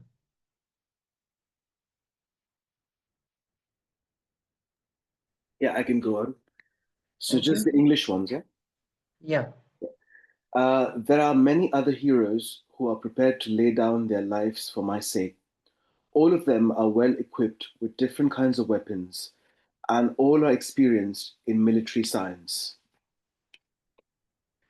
Our strength is immeasurable, and we are perfectly protected by grandfather Bhishma, whereas the strength of Pandavas, carefully protected by Bhima, is limited. All of you must now give full support to grandfather Bhishma as you stand at your respective strategic points of entrance into the phalanx of the army. Bhishma and Bhima, comparison is made between the two. Bhishma is the grandsire of that dynasty. In one sense, Bhishma Dev should have been the ruler of that throne, right? But due to a vow he took of staying celibate, you see, you can't have a king who's celibate. It doesn't quite work, because king is not meant to be a brahmachari. King is meant to be a king. He's meant to have queens in those days, several queens, a whole kingdom, opulence, strength, power, warriors, the whole thing. It's meant to be a whole responsibility the king and queen take for the whole governance of the citizens. So Bhishma Dev agreed that the throne would pass to, you know, the whole stories there with Shantanu and all of that. So, and therefore Pandu and Dhritarashtra ended up as involved in that Leela. Bhishma Dev is the elderly grandsire, very powerful. And he also cared for and nurtured the Pandavas while they were growing up. Bhishma Dev always knew that they're on the right side. Now Duryodhana is making a comparison between Bhishma Dev and Bhima. Now Bhima on the side of the Pandavas is exceptionally powerful. He's large, he's strong, he's powerful. You don't want to mess with Bhima. He's a serious warrior, seriously tough. But against someone like Bhishma, Duryodhana is doing the calculation that Bhishma Dev is his superior. Bhishma Dev is far more powerful.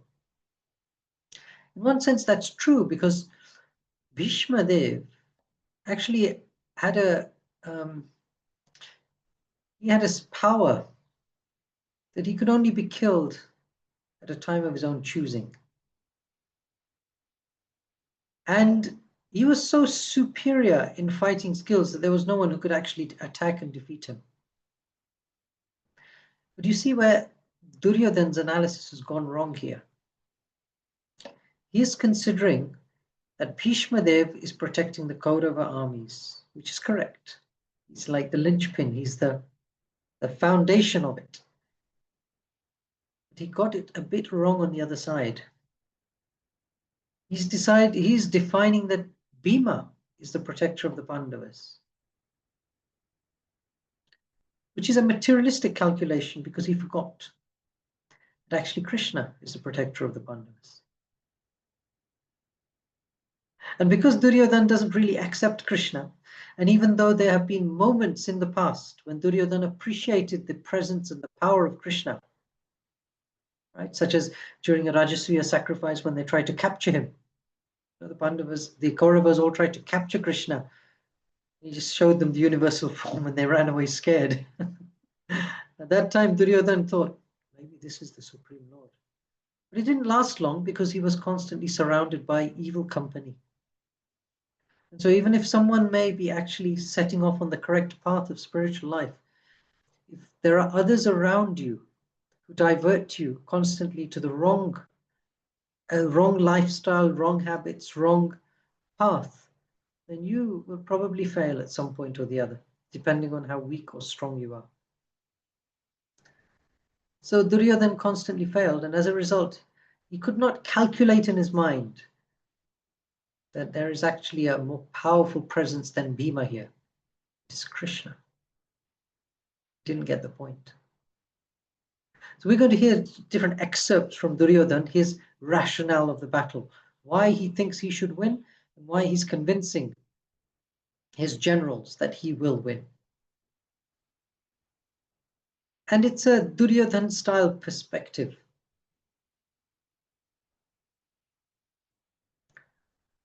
Then what happened next is that conch shells start blowing. There is a whole blowing of conch shells. When he said this, Bhishma Dev blew his conch shell, which roared like a lion, and it gave Duryodhana joy to hear that conch shell. He thought, yes, victory will soon be ours. And then, text 14. On the other side, both Lord Krishna and Arjun, stationed on a great chariot drawn by white horses, surrounded their transcendental conch shells. One word very important in this verse, transcendental. This word was not used when describing the Kauravas' conch shells. Right? There's a reason for that. A transcendental conch shell brings with it a sense of victory. Krishna is transcendental. Arjun is transcendental by virtue of his connection with Krishna. Everyone else on the side of the Kauravas is not transcendental. None of them, Dronacharya, Bhishma, none of them are Duryodhana, are actually transcendental. So Sanjaya is relaying all this and describing this.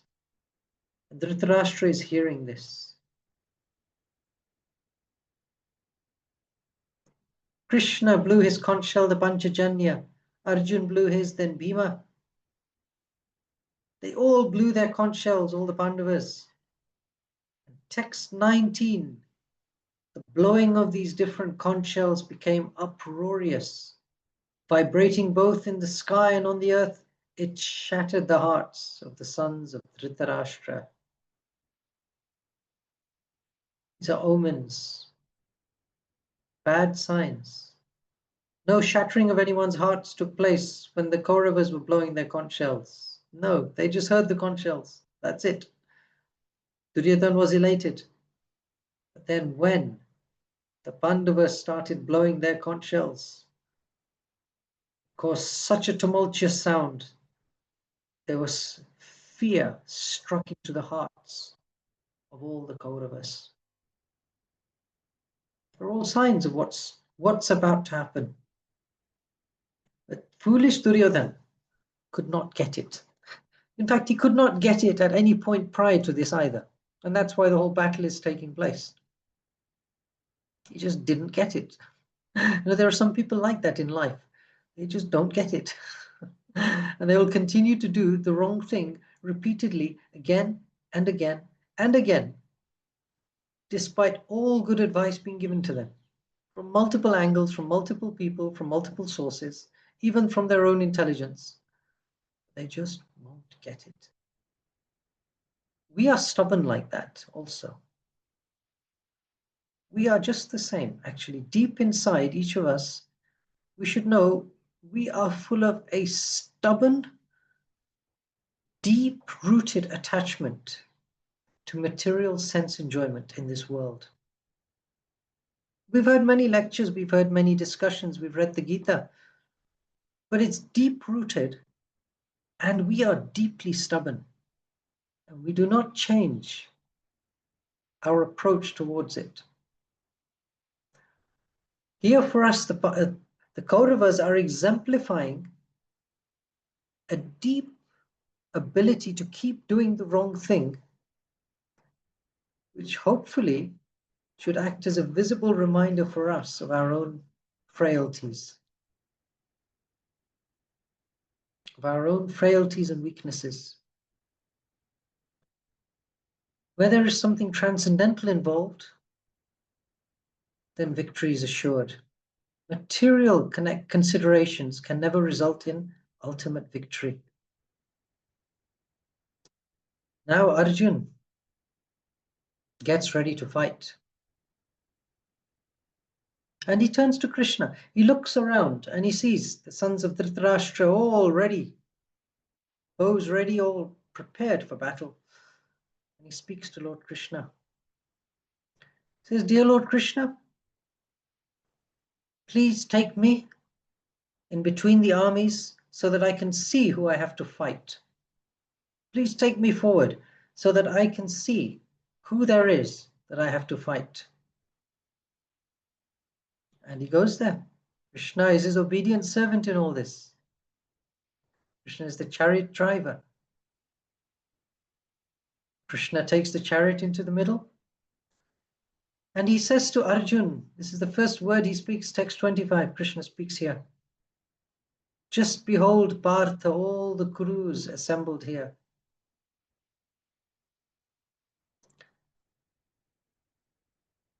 Now Arjun looks around. And what does he see? He sees friends and he sees relatives. Friends he has known for years, relatives who he's intimately connected with. Right ahead of him. And he starts to feel despondent. He says, "I'm now seeing my friends and relatives ready to fight.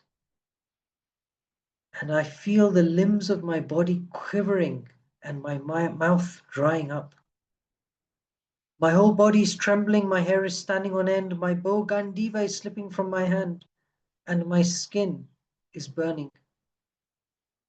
I am unable to stand here any longer. I am forgetting myself and my mind is reeling. I see only misfortune. I do not see how any good can come from killing my own kinsmen. And even if I kill them and I win the kingdom, what is the point of it?" And this is what's going through Arjun's mind. I can win a kingdom. What use is it if I had to kill all my relatives to get the kingdom? Why is the kingdom so worthwhile that I have to kill all my friends and relatives just in order to get it? Then he starts to speak great philosophy. Can someone read, please, text 32 to 35, the translations? Okay, I'll ask you actually, so we can smooth the process. Vidisha, could you read that, please? Yeah. O Govinda, of what avail to us our kingdom, happiness, or even life itself, when all those for whom we may desire them are now arid on this battlefield? O Madhusudan, when teachers, fathers, sons, grandfathers, maternal uncles, father-in-law, grandsons, brothers-in-law, and other relatives are ready to give up their lives and properties and are standing before me, why should I wish to kill them, even though they might otherwise kill me? O maintainer of all living entities, I am not prepared to fight with them, even in exchange for the three worlds, let alone this earth. What pleasure will we derive from killing the sons of Dhritarashtra? What would we actually get from doing this? Text 36, please. Can we have Simon? Sin will overcome us if we slay such aggressors. Therefore, it is not proper for us to kill the sons of Dhritarashtra and our friends. What should we gain, O Krishna, husband of the goddess of fortune? And how could we be happy by killing our own kinsmen? Yes, 37 and 38. It's there. Tanay?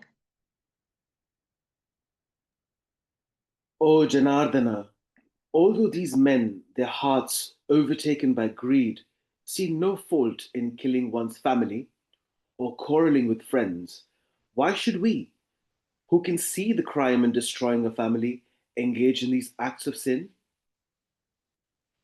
So he's basically saying, look, all around us are highly sinful people. We should know better. We should know what happens to people who engage in sinful activities. Therefore, why should I do this? And now comes a description of, from Arjun's perspective, what sinful life and sinful behavior is and what the consequences of it are. There's a very important series of verses coming from text 40 to 43. 40 to 43. Okay, so could Nagesh please read 40?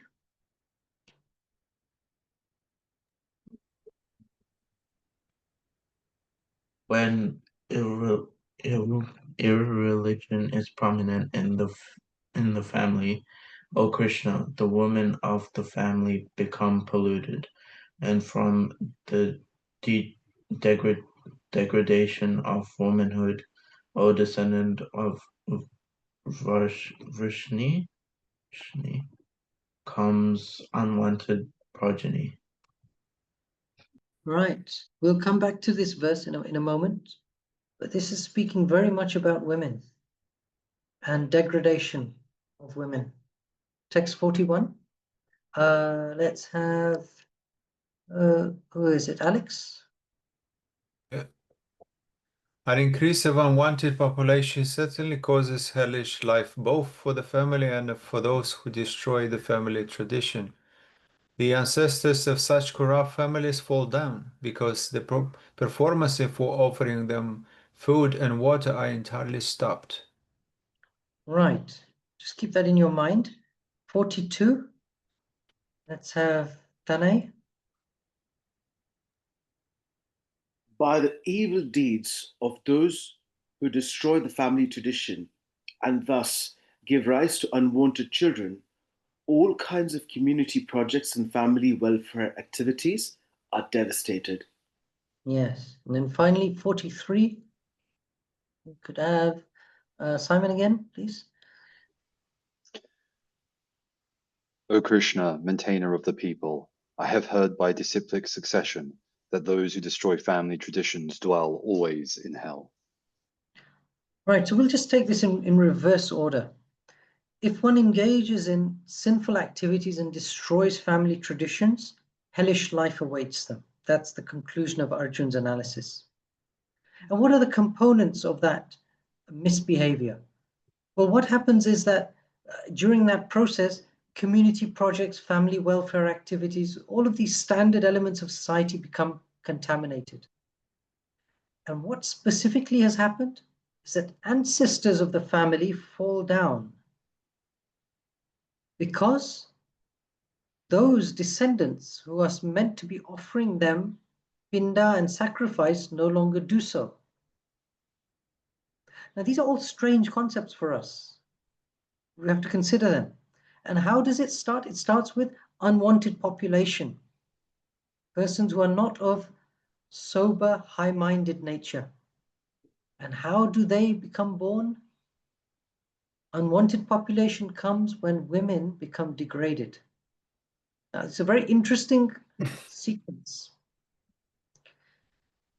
We have to understand something about the it's not just a cultural, it's not a cultural setting here that we're focusing on really. It is an understanding of how families operate and the importance of a healthy family unit. Something that is being actively broken in today's modern world, the healthy family unit.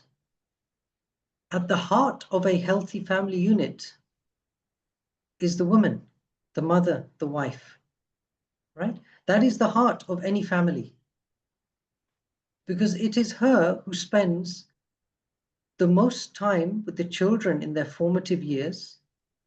And at least in the traditional sense, it is the lady who makes the house a home, right? She's the one who makes everything in that family run. Now, this isn't a strange concept to most people, and it should be obvious, right? It's just in the modern world, if you portray it like this, Sometimes people think they'll come up with all sorts of terms, sexist, misogynistic, this, that, or whatever. But it's just the reality of healthy life. That the woman, according to Vedic culture, is very much a pillar of successful household life. Quite the opposite of how they would like to portray it. Arjun starts off his discourse by valuing the importance of women being properly situated in their households, and another concept, being properly protected. When women are not protected, and this is a theme that Prabhupada refers to repeatedly and will come up in the Gita repeatedly as well and in the Bhagavatam, when women are not protected properly, they can become polluted or degraded due to others taking advantage of them, or due to themselves adopting patterns of behavior which then lead to the family's destruction. So in a healthy family environment, there is meant to be mutual support provided. Family units are meant to be mutually supportive. Yes, the lady in the house does her duties, plays that very important role of nurturing the family. And the men in the family also have their very substantial duties to perform, to make sure the family is provided for, to make sure the women of the family are protected. Then that leads to a healthy, wholesome life, where inherent strengths and weaknesses of both men and women complement each other and actually work for the greater good. Women with their special emotional skills and nurturing, loving quality actually make the family a delight, if it's correct. Conversely, it can become hellish if that's not in place, right? So it's a very, very powerful role that is played. And when women give up their family traditions and give up their understanding of this role and become driven by sense gratification, then the family starts to become corrupt. And what happens? Unwanted progeny comes, which means that the children born are no longer trained in the correct types of behavior. They're not taught those early lessons in life. And there's a second aspect to this also, that there are many, many souls in the universe in general, right? And they all take birth somehow through some mechanism. Karmana deva naitrena, in the fourth canto we understand, Karmana deva naitrena jantur dehopapatya striya pravishta udaram pumsoreta kanashraya, under the supervision of the Supreme Lord and according to one's karma, two factors. And according to these two, the living entity enters the womb of a woman through the particle of male semen. Even it's like a biologically accurate verse, right? But what's given here is that the soul enters through that process. Now there is a whole system under the Karmana Deva Netrana, under the Supreme Personality of Godhead's watchful eyes, under his supervision, that determines which soul takes birth in which family. There has to be a compatibility there. And so these are 2 points. One is that when women of the family become degraded, their habits no longer become clean, they don't follow proper standards, chastity is gone, then the types of souls that are attracted turn out to be not good types, turn out to be the miscreant types. And then obviously as they're raised, they won't be given that same type of training, culture, quality nurturing, quality growth, values. The child learns most of its values from the mother. It's a fact. How the mother behaves, how she looks after the child. That's where the child gets most of its education, often without words being spoken even, in those formative years. And so this is the process by which the population that results from such families, and you're seeing it today, you're seeing it today everywhere, families just producing children like cats and dogs, you could say. That's Prabhupada's term. just breeding like cats and dogs. No culture, no training, no proper nurturing, no proper spiritual environment for them to grow up in. And therefore they simply do all sorts of random activities according to whatever pops up in the mind. As a result of that, the children of such families wonder, or they're not even educated in the fact that they should be doing something for the benefit of the ancestors. That there are certain processes that are to be followed, that the ancestors in my family may be suffering now due to their own sinful activities. And by offering something according to the Vedas called pinda, certain types of offering and sacrifice that's done, those persons, those forefathers, can get some relief from the suffering they would automatically get otherwise. So that's why it says lupta pindodaka kriya, that the performances for offering pinda to the forefathers become stopped. As a result, those persons fall down. And you can see that as those children become, they basically grow up to be wild children. And they don't engage with duty and responsibility as well brought up children would. They no longer do that. And therefore, there is so much destruction and chaos in society. And some examples are all kinds of community projects, kula dharma, welfare activities, all of these get destroyed. And the end result of this is, why does it say they dwell always in hell? It's because a life spent doing sinful activities naturally results in you getting some consequences in the future lives. And that's the hellish existence. Not that someone imposes it on you, you earn it for yourself. You buy the ticket for your next destination with your own behavior. So Arjun makes these very strong points that the chastity of women, their protection must not be compromised. And now by killing all these warriors, I'm about to do just that. Because the women wouldn't be fighting on the battlefield here. That would not be considered respectable, right? And even the normal civilians would not be fighting here on this battlefield. On the battlefield, the only people who would be there would be the Kshatriyas, the warriors, and their servants, who would be necessary for getting everything together, making sure they're fed and weapons produced and all that business. It's not that civilians get drawn into battles. They had arranged that we will meet at this time in this place, and the armies will fight, not the civilians, the armies.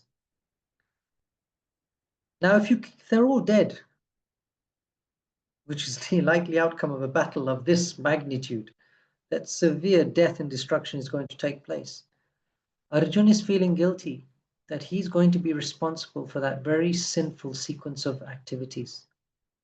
Without the husbands, the fathers, being present in those families, the women will very soon be taken advantage of, degraded, unprotected, corrupted, and unwanted progeny will come from them. And everything that we lived our lives for to build up good culture and behavior will all be lost. Because it's not just the woman who's required in family life, the father is also required. He's also extremely important. And that combination allows everything to succeed. And here is Arjun about to engage in a sequence of activities to destroy 50% of the family leadership. And he's thinking, this is an exceptionally sinful act I'm about to do, regardless of what the other side thinks. They have no morals. They don't care. Why should I stoop to that level? Those are Arjun's thoughts. What do we think of those thoughts?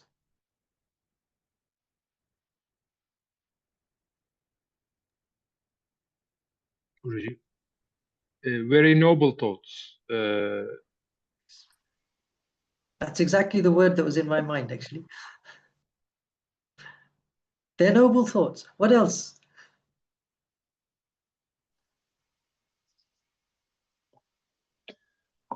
I think there's perhaps some attachment to a material way of existing, because there's an attachment to the family members. What everyone wants to enjoy their success with their family members. But what's the point of success if there's no family members with whom to enjoy that success with?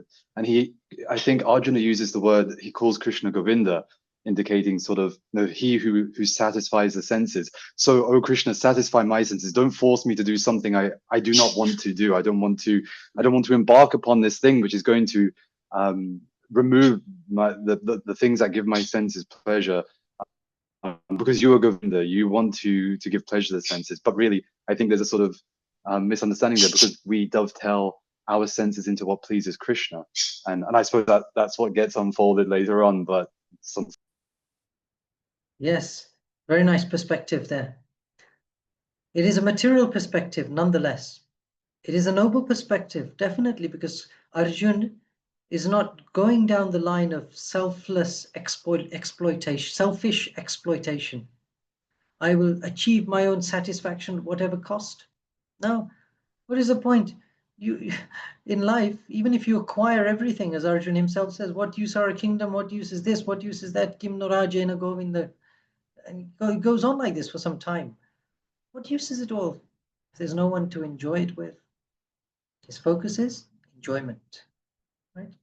Or even healthy life, or even that the fact that the ancestors should not have their enjoyment interrupted.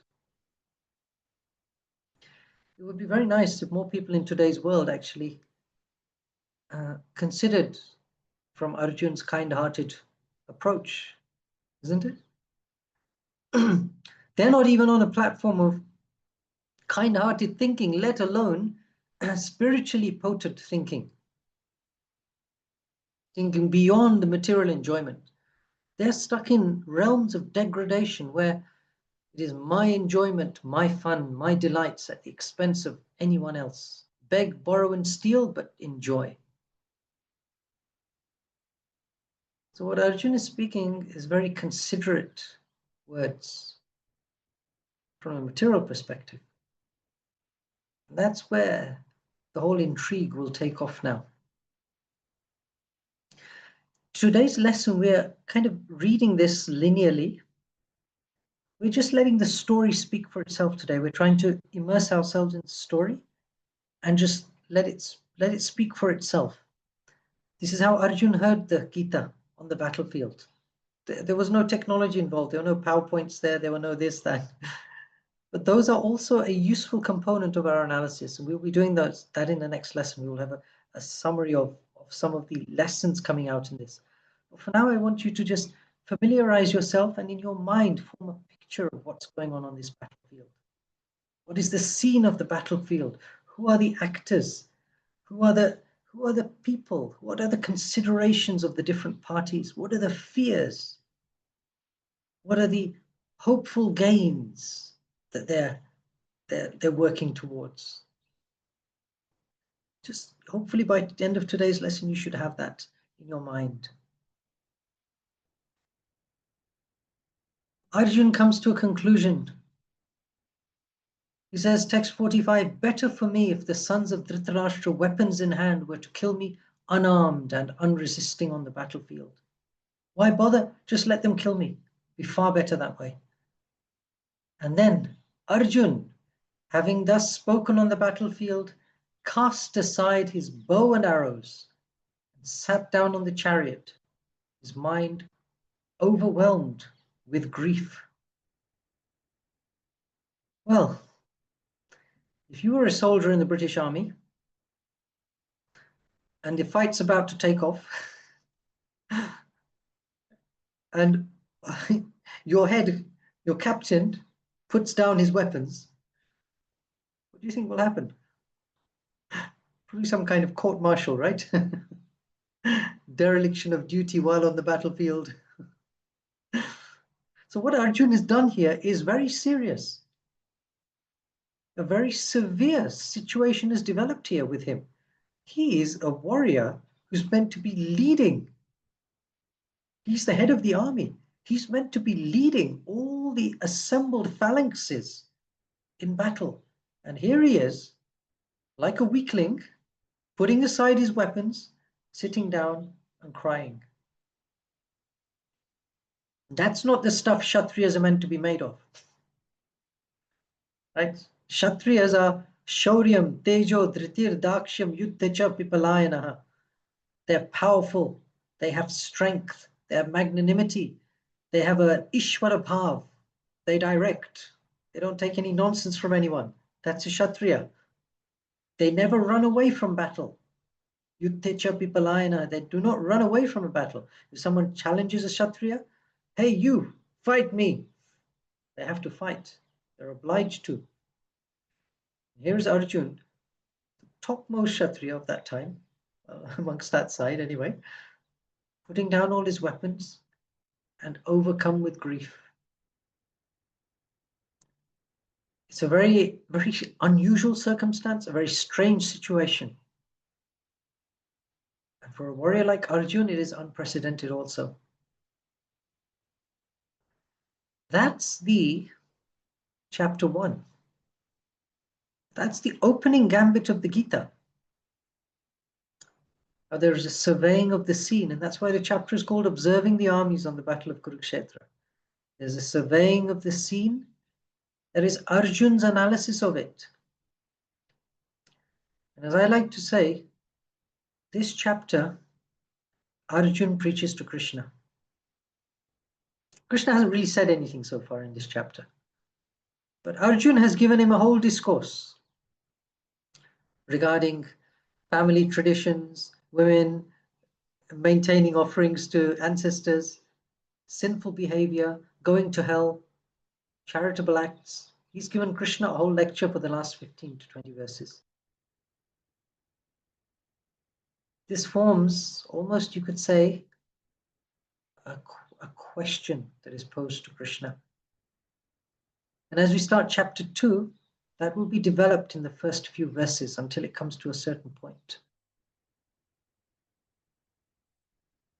Now, I want you to just meditate on this in the coming days. Meditate on this chapter, go through it, read the purports carefully. During this course, we're not going to be able to read every verse and every purport. I will select certain key verses, certain collections of verses that we will read together, the prominent verses. And we will also read sections of purports, and we'll also display them on the screen also with other resources and like that. You'll have a full rounded approach to this. But it does require that you need to fill in the gaps yourselves. Otherwise, this course, rather than being, say, 8 weeks for this first 6 chapters, that would need to be 80 weeks. That's how long we could easily spend studying the first 6 chapters if you wanted to. 80 weeks. And we could go through, spend 3 hours, then we would just start to touch the tip of it. This course will give you a full experience if you also play your bit and do the background reading. So go through it. We've not dealt in detail with several points, but you can go through them, churn them, highlight them, and make a note of them. And please bring them to the next lesson so that we can discuss them. This is one of the advantages of a course like this, that you're not on your own. You have the chance to ask questions, you have the chance to discuss, you have the chance to gain insights from others as well. And certainly in my experience of teaching the Bhagavatam and the Gita, we tend to churn all the topics that are complicated in nature. Topics that sometimes are a little unfashionable, or maybe a little uncomfortable for people to discuss even, because they may not be culturally fitting in with modern day culture or things like that. We like to discuss those things thoroughly so that everyone will have a solid basis from which to approach the subject very maturely. We don't want you to become just adept at repeating a few buzzwords, a few sentences here or there. We want you to be so thoroughly versed with the scriptural points, you'll be able to function in any circumstance, regardless of what challenge comes your way, whether friendly or unfriendly. And so we encourage everyone to scrutinize this. encourage that process, and we'll start that process now. So in the coming days, please do go through this chapter, go through some of the introductory points we raised, think about it. Look through the material. There are some questions relating to this chapter. Try to answer some of those questions. In the next lesson, we'll continue. We will do a little recap on this chapter, and then we will head into chapter 2, which is a very substantial chapter in itself. For this first unit that I'm teaching, we will cover this in 8 lessons, not 9, as it's stated there. There is a little flex available there. That's up to the teacher to decide how to format the course. We will cover that because chapter 2 is very long. It is the second longest chapter in the whole Gita with 72 verses. Does anyone know which is the longest chapter?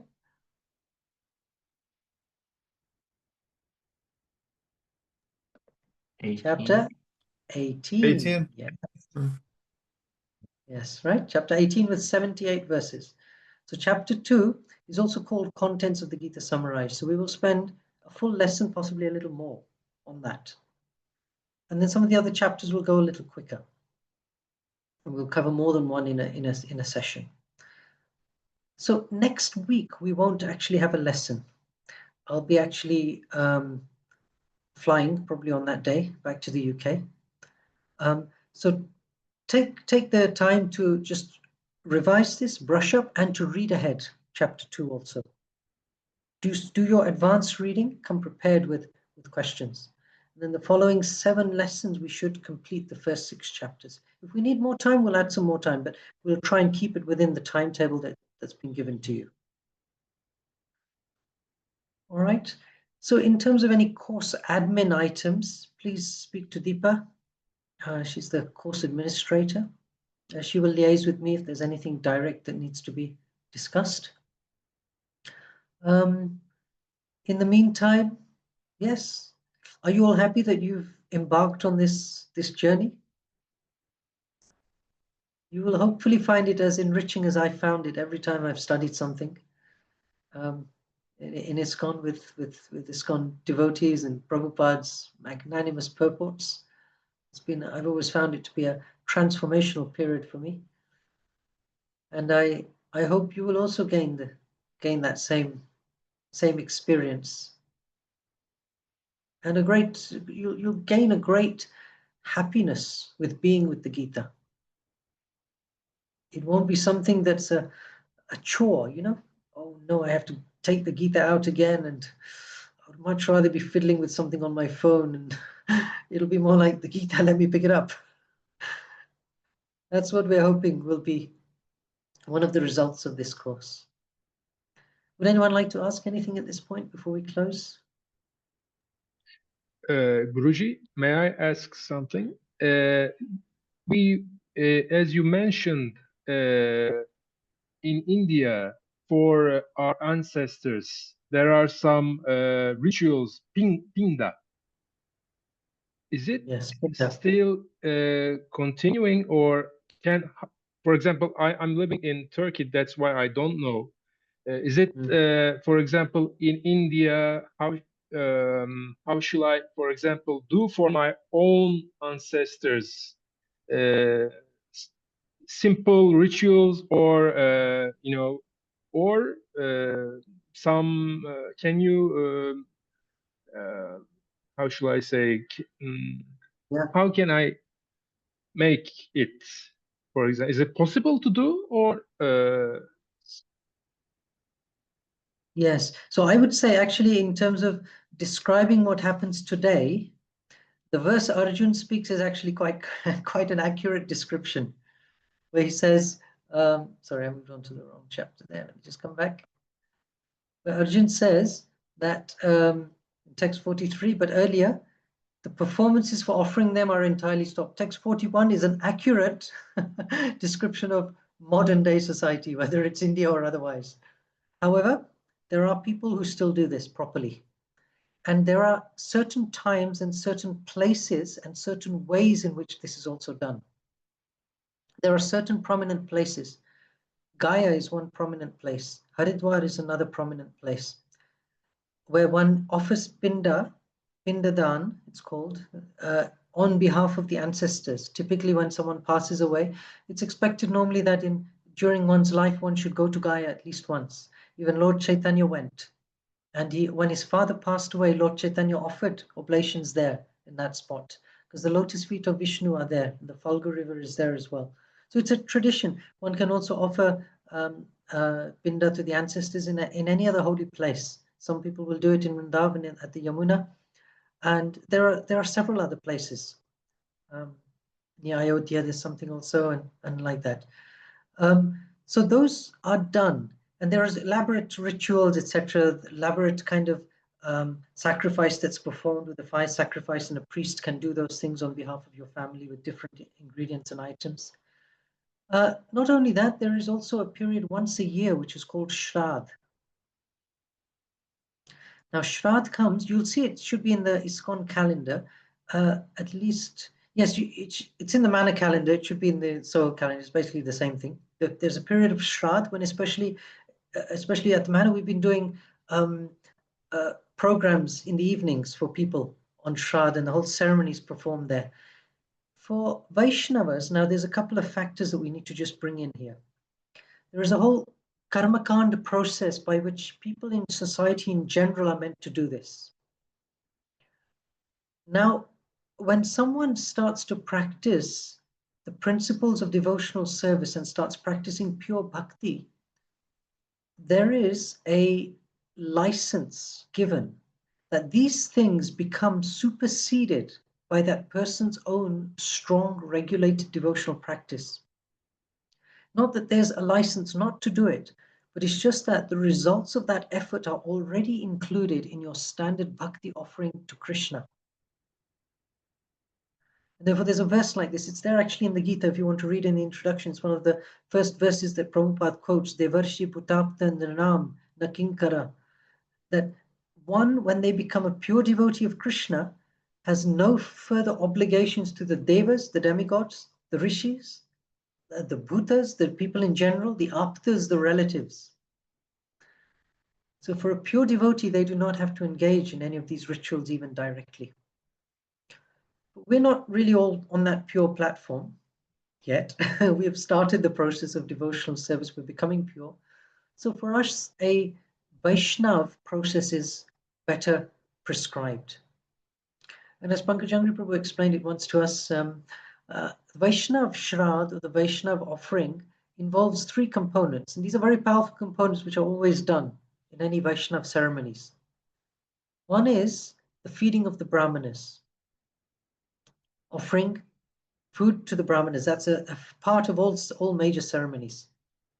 Then there is worship of the deity, worship of Vishnu, worship of Krishna specifically for us, worship of the deity. And then there is the worship of the cow.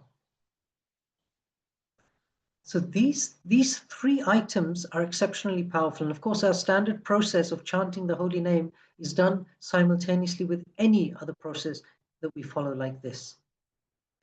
So for Vaishnavas looking to do something for their ancestors, this process that you've embarked on is by far and away the best, most powerful process. And if you would like to do something for your parents, chant around for them. Offer a prayer to Krishna for them. Of your ancestors, not just your parents, all your ancestors. Pray for the lineage in which you have come. And on their behalf, do certain things. When you come to the temple, do certain offerings. In due course, at some time, you may have a chance to come to India in those very places and do those things. You will have a chance. Krishna will arrange all of that. And at that time, you can do those elaborate rituals. But the Vaishnava process is itself sufficiently powerful to deliver anyone and everyone from all conditions, problematic situations, because it does something that no ritual can ever do. It finishes completely our permanent desire to stay and exploit others in this material world. So the Vaishnava is actually the person, you could say, who is best equipped to assist anyone else that they care for.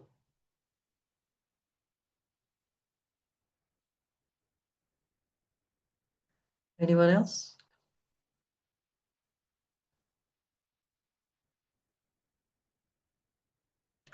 Okay, so yes, You have a week's break, and then we'll continue. And Kartik month is going to begin, so it's a very auspicious time also.